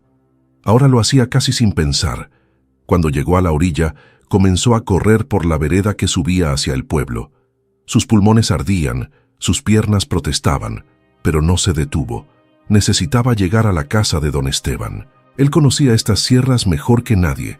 Había trabajado en las minas antiguas de joven. Si alguien sabía de otros accesos a la roca, era él. Llegó a la casa del anciano jadeando, con el costado adolorido. Golpeó la puerta con fuerza. 1 vez, 2 veces, 3 veces. Don Esteban, por favor. Una luz se encendió dentro. La puerta se abrió y apareció el viejo con una bata raída y expresión alarmada. «Señora Elena, ¿qué pasó? ¿Los niños están bien?» «Los niños están bien», jadeó Elena, «pero hay alguien intentando entrar a la casa, desde abajo, desde dentro de la roca». Don Esteban se quedó muy quieto. Algo cruzó por su rostro arrugado, una expresión entre miedo y comprensión. «Pase», dijo haciéndose a un lado. «Necesito contarle algo que debí haberle dicho hace semanas». Entraron a la pequeña cocina. Don Esteban puso agua a calentar para té y se sentó pesadamente frente a Elena. «La roca del río», comenzó con voz cansada, «no es solo una roca, es la entrada natural a uno de los sistemas de túneles mineros más antiguos de estas sierras. Los españoles lo descubrieron hace 300 años. Cavaron por debajo del río, siguiendo las vetas de plata que corrían como raíces bajo el agua. Pero hubo derrumbes. Muchos hombres murieron. Sellaron la mayoría de las entradas, menos la que está en su sótano. Elena sintió que el estómago se le hundía. «¿Por qué no me lo dijo?» «Porque pensé que nadie más lo sabía», respondió don Esteban. «Esos mapas se perdieron hace 100 años. Cuando Tomás compró los derechos minerales, vino a preguntarme sobre la historia. Le conté todo. Él exploró los túneles, mapeó lo que pudo alcanzar sin equipo especializado. Me hizo jurar que no le diría a nadie, ni siquiera a usted, hasta que fuera el momento adecuado. Alguien más tiene los mapas», dijo Elena. «O alguien más está buscando a ciegas. O Rodrigo encontró una forma de acceder a la información que Tomás guardaba», añadió don Esteban con expresión sombría. «Su cuñado es terco. No va a dejar que una orden judicial lo detenga. Si no puede quitarle las tierras legalmente, va a tratar de robar la plata directamente». Elena se puso de pie de un salto. «Tengo que volver. Los niños están solos». «Espere». Don Esteban fue a su habitación y regresó con una escopeta vieja pero bien mantenida. «Tome esto y esto». Le dio también una linterna de mano y un silbato. «Si hay problemas, use el silbato. Yo vendré con ayuda». Elena tomó las cosas con manos temblorosas. Nunca había disparado un arma en su vida, pero el peso de la escopeta en sus manos le dio una extraña sensación de poder. «Hay algo más», dijo don Esteban, deteniéndola en la puerta. «Esos túneles son inestables. Si alguien está cavando desde otro lado sin saber lo que hace, podría causar un derrumbe. La roca donde está su casa es sólida, pero lo que está debajo es como un queso suizo. Si colapsa, el río podría tragarse todo». Las palabras le helaron la sangre, pero Elena asintió y salió corriendo de vuelta hacia el río. Cuando llegó a la orilla y miró hacia su casa, su corazón casi se detiene. Había una luz moviéndose en el sótano, una luz que no era la lámpara de aceite. Era el haz brillante de una linterna moderna, moviéndose de un lado a otro. Alguien había entrado. Elena cruzó el río más rápido de lo que nunca había creído posible, jalando la cuerda con fuerza desesperada. Cuando llegó a la roca, subió del canasto y corrió hacia la casa. La puerta seguía cerrada desde dentro, tal como la había dejado. «¡Mateo!», gritó golpeando. «¡Soy yo! ¡Abre!». La puerta se abrió de inmediato. Mateo estaba pálido, con Lucía y Daniela aferradas a él como lapas asustadas. «Mamá, hay alguien abajo», susurró. «Escuchamos ruidos hace como 10 minutos, y luego se escuchó como si algo se rompiera». Elena puso la escopeta en manos de Mateo. Si alguien sube por esa trampilla que no sea yo, apuntas y gritas. No necesitas disparar, solo asustarlos. ¿Entendiste? Mateo asintió, tragando saliva pero sosteniendo el arma con determinación. Elena tomó la linterna de don Esteban y bajó las escaleras del sótano paso a paso, tratando de no hacer ruido. La trampilla estaba como la había dejado, con la caja encima. Los sonidos venían efectivamente de detrás de la pared del fondo. Se acercó con cuidado y presionó la oreja contra la roca. Podía escuchar claramente ahora el sonido de picos golpeando piedra, de hombres gruñendo con el esfuerzo, de rocas cayendo. Y estaban cerca, muy cerca. Elena estudió la pared con la luz de su linterna. Las marcas de cincel formaban un rectángulo casi perfecto, de aproximadamente 1,5 metros de alto por 1 metro de ancho. Era definitivamente una entrada antigua que había sido sellada. Y por las grietas que ahora serpenteaban desde el centro del rectángulo, alguien estaba a punto de romper la barrera desde el otro lado. Necesitaba saber quién estaba ahí. Necesitaba ver sus caras, identificarlos. Si era Rodrigo o gente que él había contratado, necesitaba pruebas. Elena apagó su linterna y esperó en la oscuridad. 5 minutos después, la pared comenzó a resquebrajarse. Primero pequeñas grietas que se extendían como telarañas. Luego un sonido de roca partiéndose. Un golpe fuerte. Otro. Y de repente, un agujero del tamaño de un puño apareció en el centro del rectángulo sellado. Luz amarilla se derramó por el agujero. Elena se pegó contra la pared lateral, fuera del rango de visión de quien estuviera al otro lado. «¡Ya casi!», gritó una voz que Elena reconoció de inmediato. Era Macario, el capataz que trabajaba para Rodrigo. Unos golpes más, y pasamos. «¿Estás seguro de que la plata está aquí?», preguntó otra voz. Esta Elena no la conocía. El patrón Rodrigo lo dijo. Encontró un mapa viejo en las cosas de su hermano. La veta principal está justo detrás de esta pared. Una fortuna en plata pura. Más golpes. El agujero se hizo más grande. Elena podía ver ahora sombras moviéndose del otro lado, siluetas de al menos 3 hombres. «Cuando saquemos la plata», continuó Macario con codicia en la voz, «el patrón nos da 10%, suficiente para retirarnos». «¿Y la viuda?», preguntó el otro hombre. «El patrón dice que una vez que tengamos la plata, esa casa se va a derrumbar con un accidente muy lamentable. El río se la va a tragar, y a cualquiera que esté adentro». Elena sintió que la sangre se le helaba. No solo querían robar la plata, querían matarlos. El agujero ahora era lo suficientemente grande para que un hombre delgado pasara.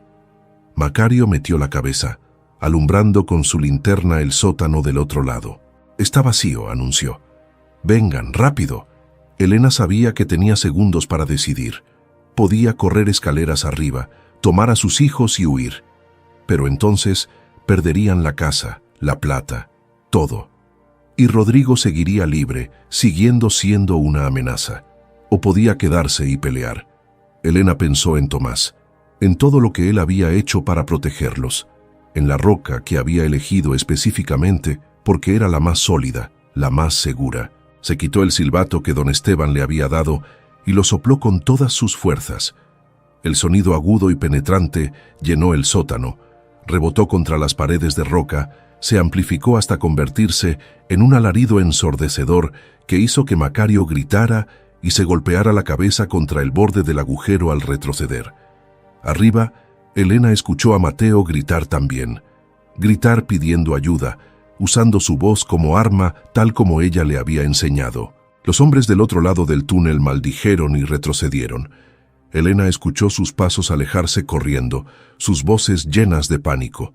Pero Elena sabía que volverían, probablemente con Rodrigo, probablemente con más hombres. Tenía que sellar esa pared de nuevo y rápido. Subió corriendo las escaleras. «Mateo, ayúdame. Necesitamos tapar el sótano». Juntos, madre e hijo, comenzaron a bajar todo lo que podían mover. Cajas de provisiones, los catres plegables, sacos de frijol, todo. Lo amontonaron sobre la trampilla, creando una barricada improvisada. «Mamá, ¿qué está pasando?», preguntó Lucía con lágrimas en los ojos. «Estamos bajo ataque, mi amor», respondió Elena con honestidad brutal. «Pero vamos a estar bien. Tu padre construyó esta casa para resistir cualquier cosa». Daniela comenzó a llorar. Elena la abrazó con fuerza.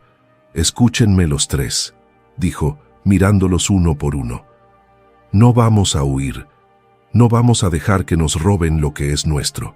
Pero necesito que sean valientes. ¿Pueden hacer eso por mí?». Los tres niños asintieron, incluso Daniela a través de sus lágrimas. Elena miró por la ventana. El cielo comenzaba a aclararse con los primeros tonos rosados del amanecer. Don Esteban había dicho que vendría con ayuda si escuchaba el silbato. ¿Pero cuánto tardaría? ¿Y cuánto tiempo tenían antes de que Rodrigo y sus hombres volvieran? Como si la hubieran invocado con su pensamiento, Elena vio luces de linternas moviéndose en la orilla opuesta del río. Muchas linternas. Contó al menos 8, tal vez más. Y entre todas ellas, reconoció la silueta inconfundible de Rodrigo, parado con las manos en las caderas, mirando hacia la casa sobre la roca con una expresión que Elena podía imaginar perfectamente, incluso desde esa distancia. Furia absoluta mezclada con determinación despiadada. Rodrigo gritó algo que el ruido del río se tragó. Luego señaló hacia el canasto. Los hombres comenzaron a moverse hacia el mecanismo de polea, preparándose para cruzar. Elena tomó la escopeta de las manos de Mateo y se paró en el umbral de la puerta. «Nadie cruza este río», dijo en voz baja, más para sí misma que para sus hijos. «Esta es nuestra roca, y yo soy la piedra angular». Levantó la escopeta y apuntó hacia el cielo. Nunca había disparado un arma, pero Tomás sí le había enseñado dónde estaba el seguro y cómo sostenerla para no lastimarse con el retroceso. Quitó el seguro, respiró profundo y jaló el gatillo. El disparo retumbó como un trueno sobre el río, haciendo eco contra las paredes del cañón. Las aves dormidas salieron volando de los árboles en bandadas asustadas. Los hombres en la orilla se detuvieron en seco. Elena recargó con movimientos torpes pero determinados y disparó de nuevo, esta vez apuntando a las rocas cerca de donde estaba Rodrigo, lo suficientemente cerca para mandar el mensaje, pero no para herir a nadie. La piedra explotó en una nube de polvo y esquirlas. Rodrigo y sus hombres retrocedieron. Elena recargó una tercera vez y gritó con toda la fuerza de sus pulmones: «El primero que toque ese canasto recibe el siguiente tiro en el pecho. Esta es mi propiedad, mi casa, y ustedes ya no tienen ningún derecho de estar aquí». Su voz resonó sobre el agua clara y poderosa.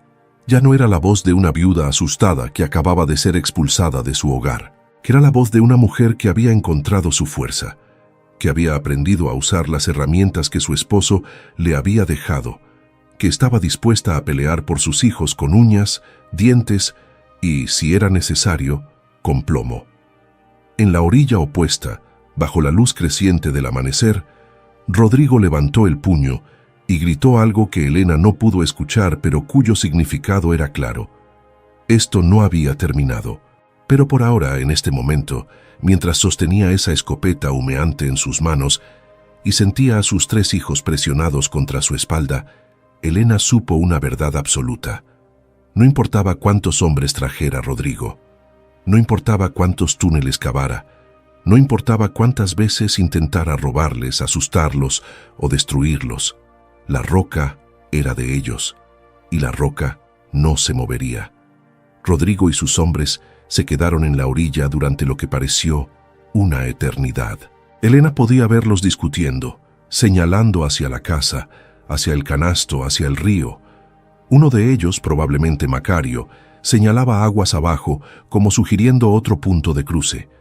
Pero Rodrigo negaba con la cabeza. El río Batopilas era traicionero en esta temporada. Este era el único cruce seguro en kilómetros a la redonda, y Elena lo controlaba. Mateo se asomó por la ventana, observando con los ojos entrecerrados. «Se están yendo», murmuró.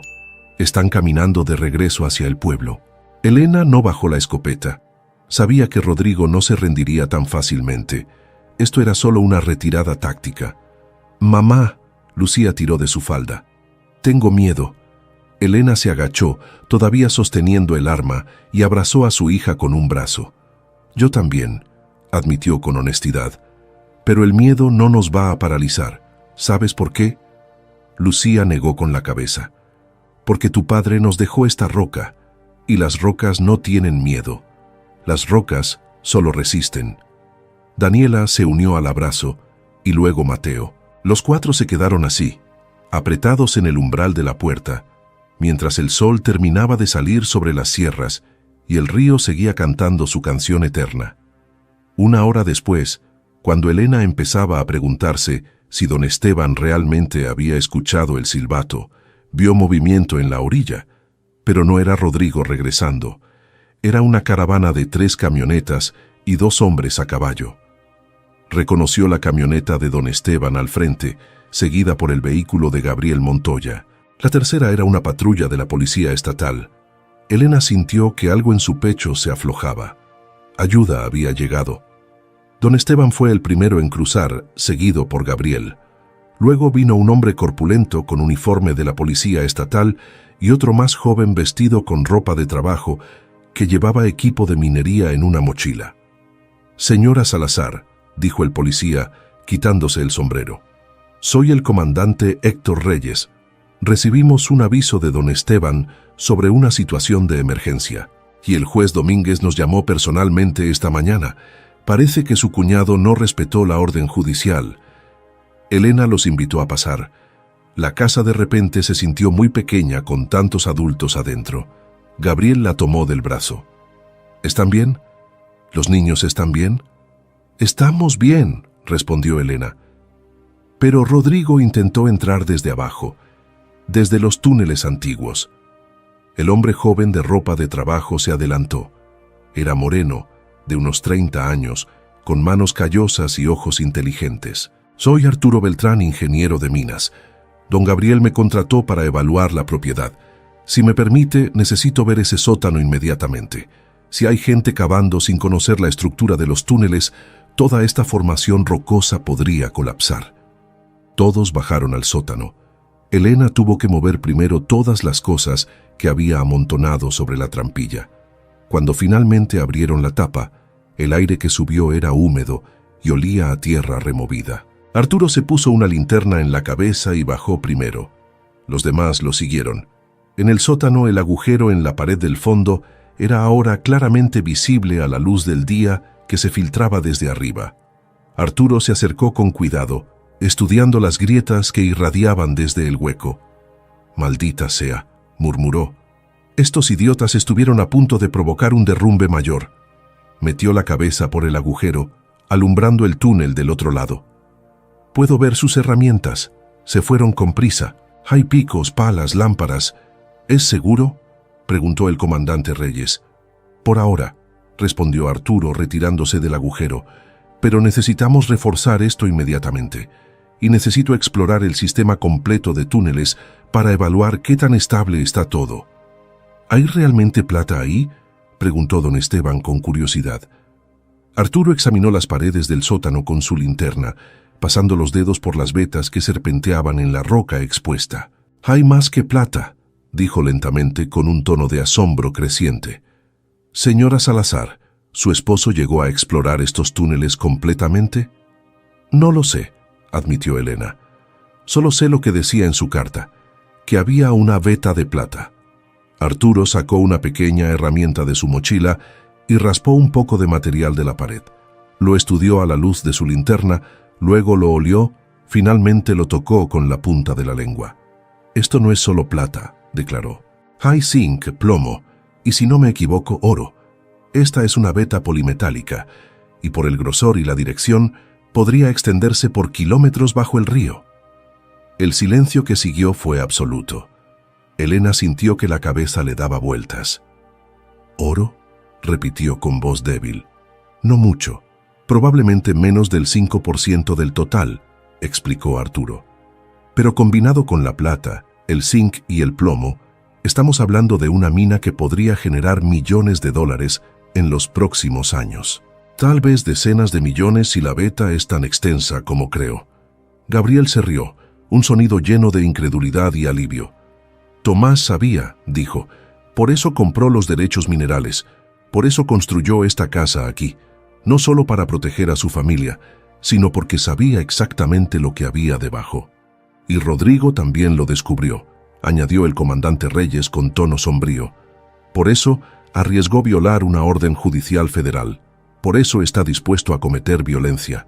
Estamos hablando de mucho dinero. Estamos hablando de codicia, corrigió Elena con amargura. Mi cuñado siempre fue codicioso, pero esto lo ha vuelto loco. El comandante Reyes sacó una libreta y comenzó a tomar notas. Señora Salazar, necesito que me cuente exactamente qué pasó anoche, todo lo que vio y escuchó. Vamos a presentar cargos formales contra su cuñado por allanamiento de morada, intento de robo, amenazas y violación de orden judicial. Con su testimonio y la evidencia física de este túnel, podemos arrestarlo hoy mismo. Elena le contó todo: los golpes en la pared, las voces que había escuchado, el plan de Macario y los otros hombres de hacer que la casa colapsara accidentalmente, con ella y sus hijos dentro. El comandante escribía rápidamente, su expresión volviéndose cada vez más seria. Esto es intento de homicidio, dijo cuando Elena terminó. No solo allanamiento, su cuñado va a pasar años en prisión. Sí pueden encontrarlo, señaló Gabriel. Rodrigo no es tonto, probablemente ya está huyendo. Déjenmelo a mí, dijo el comandante con una sonrisa que no llegaba a sus ojos. Tengo hombres vigilando todas las salidas del pueblo, y ya pedí refuerzos de Chihuahua. Si Rodrigo Salazar sigue en esta región, lo encontraremos. Arturo se acercó a Elena. Señora, con su permiso, quiero pasar los próximos días explorando estos túneles. Necesito mapear todo el sistema, identificar puntos de peligro y evaluar el potencial de la mina. Traeré equipo apropiado y un equipo de 2 personas más. Nos quedaremos en el pueblo y vendremos cada día. Elena asintió, abrumada por todo lo que estaba pasando. Hace solo un mes, había sido expulsada de su hogar, humillada, despojada de todo. Y ahora estaba parada en el sótano de una casa que supuestamente no valía nada, escuchando a un ingeniero hablar de millones de dólares. Hay algo más que deben saber, dijo don Esteban, que había estado callado hasta ahora. Su voz sonaba pesada, cargada de algo parecido a la culpa. Yo le conté a alguien sobre los túneles, hace como 2 semanas. Un hombre vino preguntando, dijo que era historiador, que estaba investigando las minas antiguas de la región. Le conté las historias que sabía. No imaginé que... ¿Cómo era ese hombre?, preguntó el comandante. Alto, delgado, con bigote. Llevaba lentes. Dijo que su nombre era Profesor Mendoza. El comandante y Gabriel intercambiaron miradas. No hay ningún Profesor Mendoza en los registros universitarios de la región, dijo Gabriel. Lo verifiqué cuando comencé a investigar el caso. Era alguien que Rodrigo mandó para conseguir información. Don Esteban se cubrió el rostro con las manos. Perdóname, Elena. Fui un tonto, un viejo tonto. Elena puso una mano en el hombro del anciano. Don Esteban, usted nos ayudó cuando nadie más lo hizo. Usted vino esta mañana con la policía. No tiene nada que perdonar. Pasaron el resto del día asegurando la propiedad. Arturo y el comandante Reyes sellaron temporalmente el agujero en la pared del sótano con tablas gruesas y concreto de secado rápido. Gabriel instaló un candado mejor en la puerta de la casa y ayudó a Elena a crear un sistema de señales. Si ella necesitaba ayuda, colgaría una bandera roja en la ventana que daba al pueblo. Don Esteban prometió vigilar desde su casa con binoculares cada mañana y cada tarde. Cuando finalmente todos se fueron y el sol comenzaba a descender hacia el horizonte, Elena se sentó en el suelo del sótano con sus 3 hijos, rodeada por las provisiones que Tomás había dejado, bajo la luz cálida de las lámparas de aceite. ¿Somos ricos, mamá?, preguntó Daniela con la inocencia de sus 6 años. Elena se rió, un sonido que salió mezclado con un sollozo. No lo sé, mi amor. Tal vez, pero lo más importante es que estamos juntos y que esta casa, esta roca, es nuestra. ¿El tío Rodrigo va a ir a la cárcel?, preguntó Lucía. Si hay justicia en este mundo, sí, respondió Elena. Va a ir, dijo Mateo, con la certeza absoluta de un niño que ha visto demasiado para su edad. Papá lo planeó todo, hasta esto, hasta que el tío Rodrigo se desesperara tanto que cometiera un error que no pudiera esconder. Elena miró a su hijo mayor, sorprendida por su comprensión. ¿Crees que tu padre sabía que esto iba a pasar? Creo que papá sabía que el tío Rodrigo era codicioso, respondió Mateo, y que la codicia hace que la gente cometa errores estúpidos. Creo que papá nos puso aquí, en el único lugar donde estaríamos seguros, y esperó a que el tío Rodrigo se colgara con su propia soga. Elena abrazó a su hijo, maravillada por su inteligencia. Tomás habría estado tan orgulloso. Esa noche durmieron todos juntos en un solo catre grande, apretados pero calientes, seguros. Elena se quedó despierta mucho tiempo después de que los niños se durmieran, escuchando el río, sintiendo la solidez de la roca bajo ella.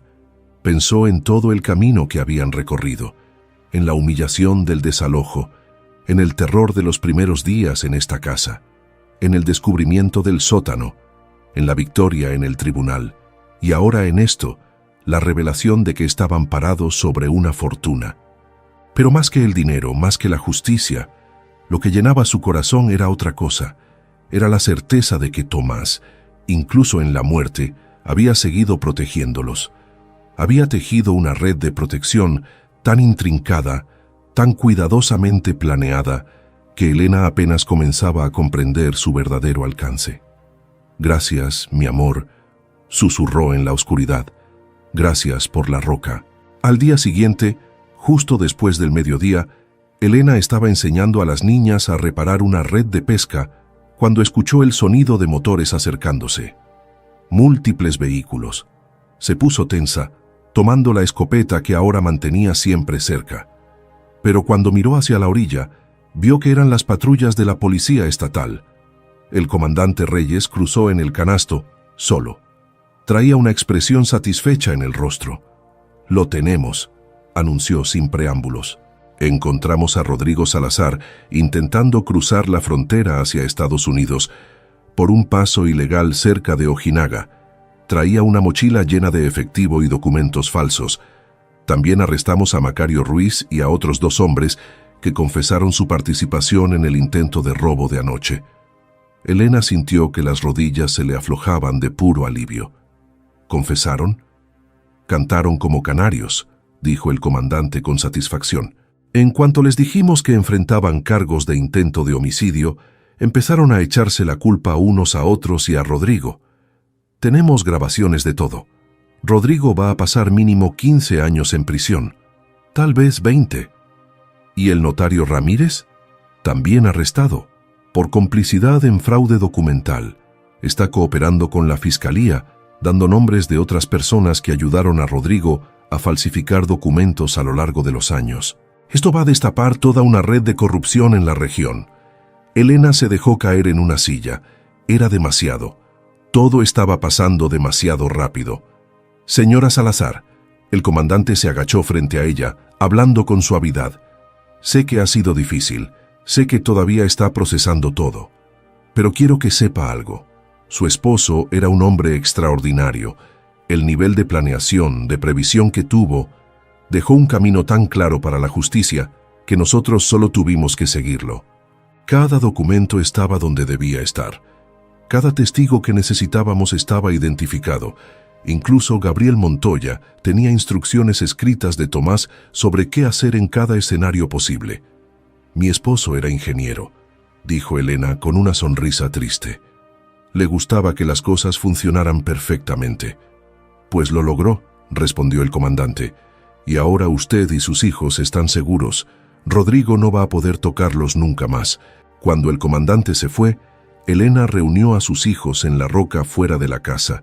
Se sentaron con las piernas colgando sobre el borde, viendo el agua pasar rugiendo debajo de ellos. «Se acabó», dijo Elena. «El tío Rodrigo está arrestado. Ya no puede hacernos daño». Lucía comenzó a llorar de alivio. Daniela la imitó. Mateo mantuvo los ojos secos, pero su barbilla temblaba. «¿Qué vamos a hacer ahora?», preguntó el niño. Elena miró el río. las sierras que se alzaban a ambos lados, el cielo infinito sobre ellos. «Vamos a vivir», respondió. «Vamos a explorar la mina con Arturo. Vamos a aprender a administrar lo que tu padre nos dejó. Vamos a asegurarnos de que ustedes tres reciban la educación que merecen. Y vamos a quedarnos aquí en esta roca porque este es nuestro hogar». «¿Aunque seamos ricos?», preguntó Daniela. «Especialmente si somos ricos», corrigió Elena, «porque esta casa nos enseñó algo que el dinero nunca podrá comprar. Nos enseñó que podemos sobrevivir a cualquier cosa, que somos fuertes, que somos una familia». Una semana después, Arturo regresó con un equipo completo de minería. Pasaron 3 días explorando los túneles bajo la roca. Lo que encontraron superó todas las expectativas. El sistema de túneles era extenso, serpenteando por debajo del río como una red de venas. La veta principal de plata corría por casi 2 kilómetros, con ramificaciones que contenían zinc, plomo y trazas de oro. Arturo estimó que, con las técnicas modernas de minería y los precios actuales de los metales, la mina podría producir entre 50 y 80 millones de dólares en los próximos 10 a 15 años. Pero había algo más. Algo que Arturo descubrió en el túnel más profundo, uno que había sido sellado por los españoles hacía 300 años. Llamó a Elena para que bajara. La guió a través de los túneles con casco y lámparas, explicándole cada formación, cada veta, cada punto de soporte que habían instalado para hacer el sistema seguro. Finalmente, llegaron a una cámara natural en el corazón de la roca, una caverna del tamaño de una habitación grande con el techo abovedado y las paredes brillando con cristales de cuarzo. «Mire», dijo Arturo, alumbrando hacia un rincón. Allí, cuidadosamente apiladas contra la pared, había cajas de madera antiguas. Cajas con el sello de la corona española. Arturo había abierto una. Contenía herramientas de minería, documentos enrollados protegidos en tubos de cuero y algo más, barras de plata pura fundida, cada una marcada con el año 1762. «Los españoles escondieron esto antes de abandonar la mina», explicó Arturo. «Probablemente planeaban regresar, pero nunca lo hicieron. Hay 12 cajas. No todas tienen plata, algunas tienen solo documentos y herramientas, pero las que tienen plata. Señora Salazar, cada barra pesa aproximadamente 5 kilos. Hay 40 barras. Eso es 200 kilos de plata pura de casi 300 años de antigüedad. El valor histórico y numismático multiplica el valor del metal por 10, tal vez por 20. Elena se sentó en el suelo frío de la caverna, mirando las cajas como si fueran una aparición. «Tomás no sabía de esto», murmuró. «No pudo haberlo sabido. Esto estaba sellado». «No», concordó Arturo, «pero sabía que había algo aquí, y se aseguró de que ustedes lo heredaran todo». Esa noche, de vuelta en la casa sobre la roca, Elena abrió la carta de Tomás por última vez. La había leído tantas veces que ya se sabía cada palabra de memoria, pero esta vez notó algo que no había visto antes. Al final, después de la firma, había una línea más en letra muy pequeña. PD. Las rocas guardan secretos por siglos, pero eventualmente revelan sus tesoros a quienes tienen paciencia para escuchar. Elena sonrió a través de las lágrimas. «Sabías», susurró. «Tal vez no sabías exactamente qué, pero sabías que había más. Siempre hubo más». 2 meses después, un equipo de abogados especializados en minería había ayudado a Elena a establecer una empresa familiar. Los niños eran accionistas minoritarios, protegidos por un fideicomiso que garantizaba su educación y su futuro. Elena controlaba las operaciones, pero con el consejo de Gabriel, Arturo y un contador recomendado por el juez Domínguez. La primera extracción de mineral se vendió por una cantidad que hizo que Elena tuviera que sentarse cuando le dieron la noticia. Era más dinero del que había visto en toda su vida, y era solo el principio. Pero Elena no se mudó de la casa sobre la roca.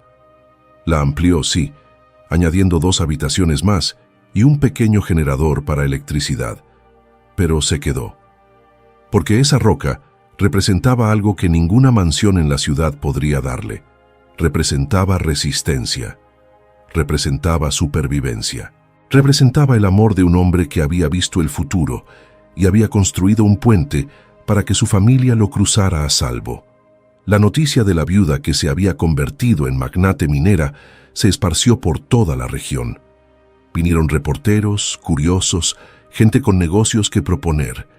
Elena los recibía con cortesía pero firmeza. Aprendió a decir no. Aprendió a confiar en su instinto. Aprendió a pararse frente a hombres que habían pasado décadas en los negocios y hacerles saber que ella no era una víctima ni una ingenua. Una tarde, 6 meses después del día en que había entrado gritando a esa casa, Elena estaba sentada en la roca viendo la puesta de sol con sus 3 hijos. Mateo ahora asistía a una escuela privada en Chihuahua, pero volvía cada fin de semana. Lucía y Daniela estudiaban con una tutora que venía 3 veces por semana. «Mamá», dijo Lucía de repente, «¿crees que papá nos está viendo?»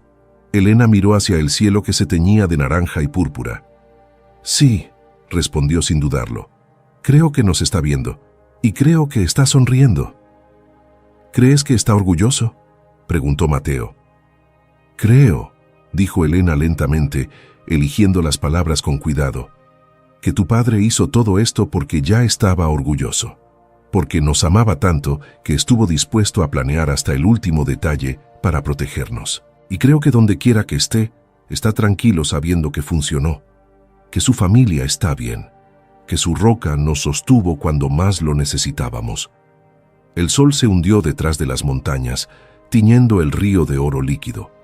Las sombras se alargaron, el aire se enfrió, pero los 4 permanecieron sentados ahí juntos, sobre su roca inquebrantable.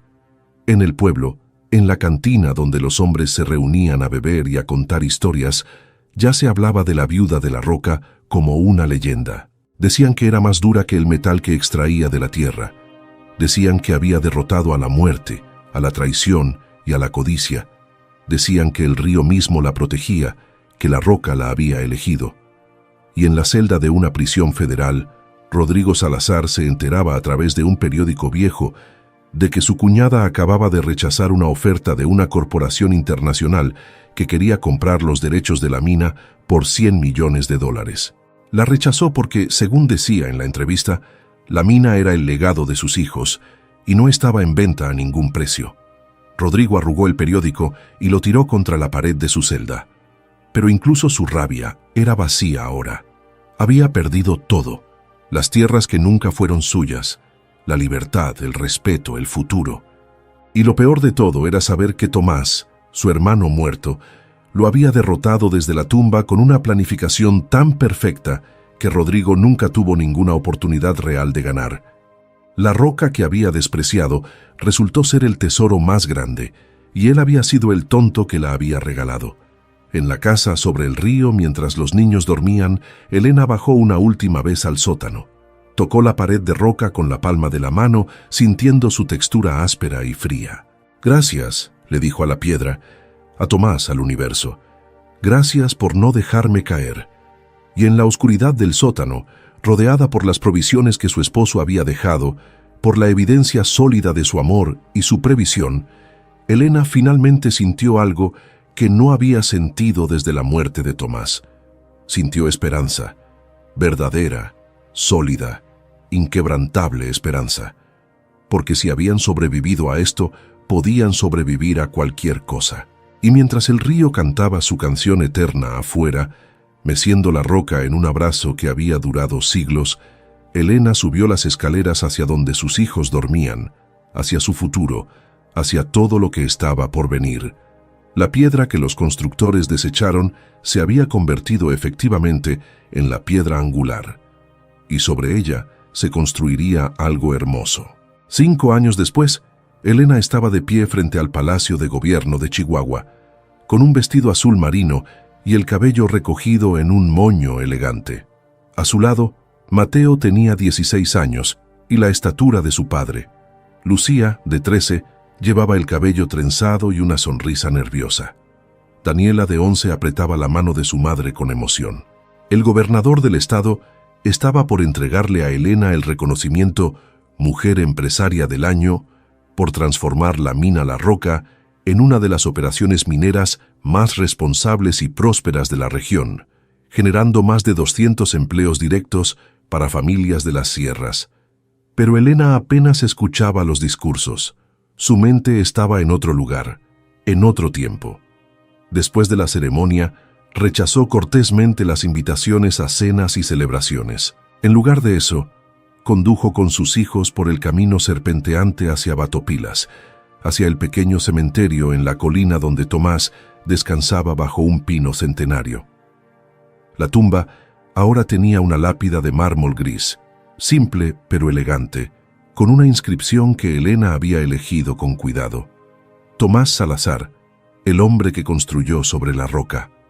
Elena se arrodilló y puso una mano sobre la piedra fría. «Lo logramos, mi amor», susurró. «Los niños están bien. Mateo va a estudiar ingeniería como tú. Lucía quiere ser abogada para defender a otras viudas. Y Daniela dice que va a ser escritora para contar nuestra historia». Hizo una pausa, sintiendo las lágrimas calientes en sus mejillas. «La mina está produciendo más de lo que imaginaste. Pero ¿sabes qué es lo más importante? No es el dinero.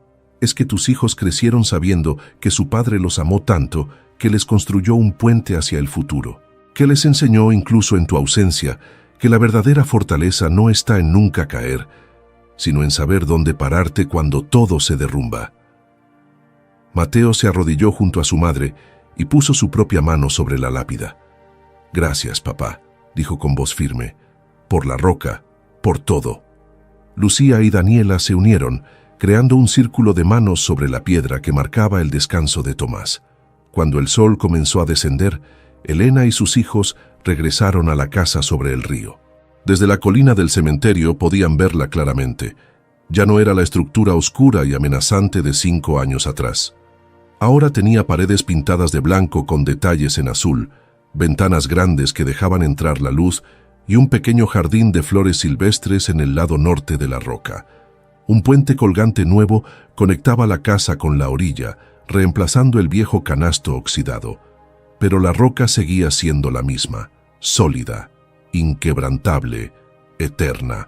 Esa noche, los 4 cenaron pescado fresco del río y tortillas calientes, sentados alrededor de la mesa que Tomás había dejado en el sótano y que Elena había subido a la cocina como recordatorio.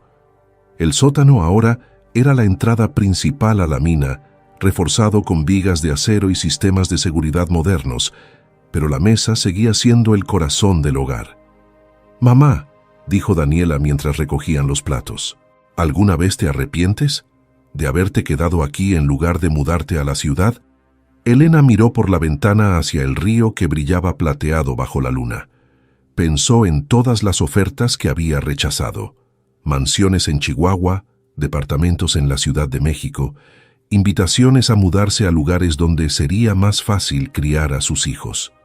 «Nunca», respondió con absoluta certeza. «Esta roca nos salvó. Esta roca nos hizo quienes somos. ¿Por qué la abandonaría?» «Porque podrías tener cualquier cosa», insistió Daniela. «Ya tengo todo», sonrió Elena, abrazando a su hija. «Tengo a ustedes, tengo esta casa, tengo la memoria de un hombre que me amó lo suficiente para construirme un futuro cuando el presente era ceniza. ¿Qué más podría querer?» Esa noche, mucho después de que los niños se durmieran, Elena salió a sentarse en la roca bajo las estrellas. El río rugía como siempre, incansable, eterno. Había aprendido a amar ese sonido, a encontrar paz en su constancia. Pensó en Rodrigo, que todavía tenía 10 años más de sentencia. Pensó en Irma, que había huido a Monterrey y nunca volvió. Pensó en el notario corrupto, que había perdido su licencia y su reputación. Pensó en todos los que los habían despreciado, humillado, abandonado, y sintió algo inesperado: piedad. Porque ellos habían perdido algo que el dinero nunca podría comprar. Habían perdido la oportunidad de ver que la verdadera riqueza no estaba en las tierras fértiles que habían robado, sino en la roca que habían desechado con desprecio. Elena se puso de pie, estiró los brazos hacia el cielo estrellado y respiró profundo el aire limpio de la sierra. «Esta es mi roca», dijo en voz alta, dejando que sus palabras fueran arrastradas por el viento. «Y sobre ella construí mi vida, y la de mis hijos, y nadie, nunca más, podrá quitárnosla». El río respondió con su canción eterna. La roca permaneció firme bajo sus pies, y Elena supo con la certeza que solo viene de haber sobrevivido a lo imposible, que todo estaría bien.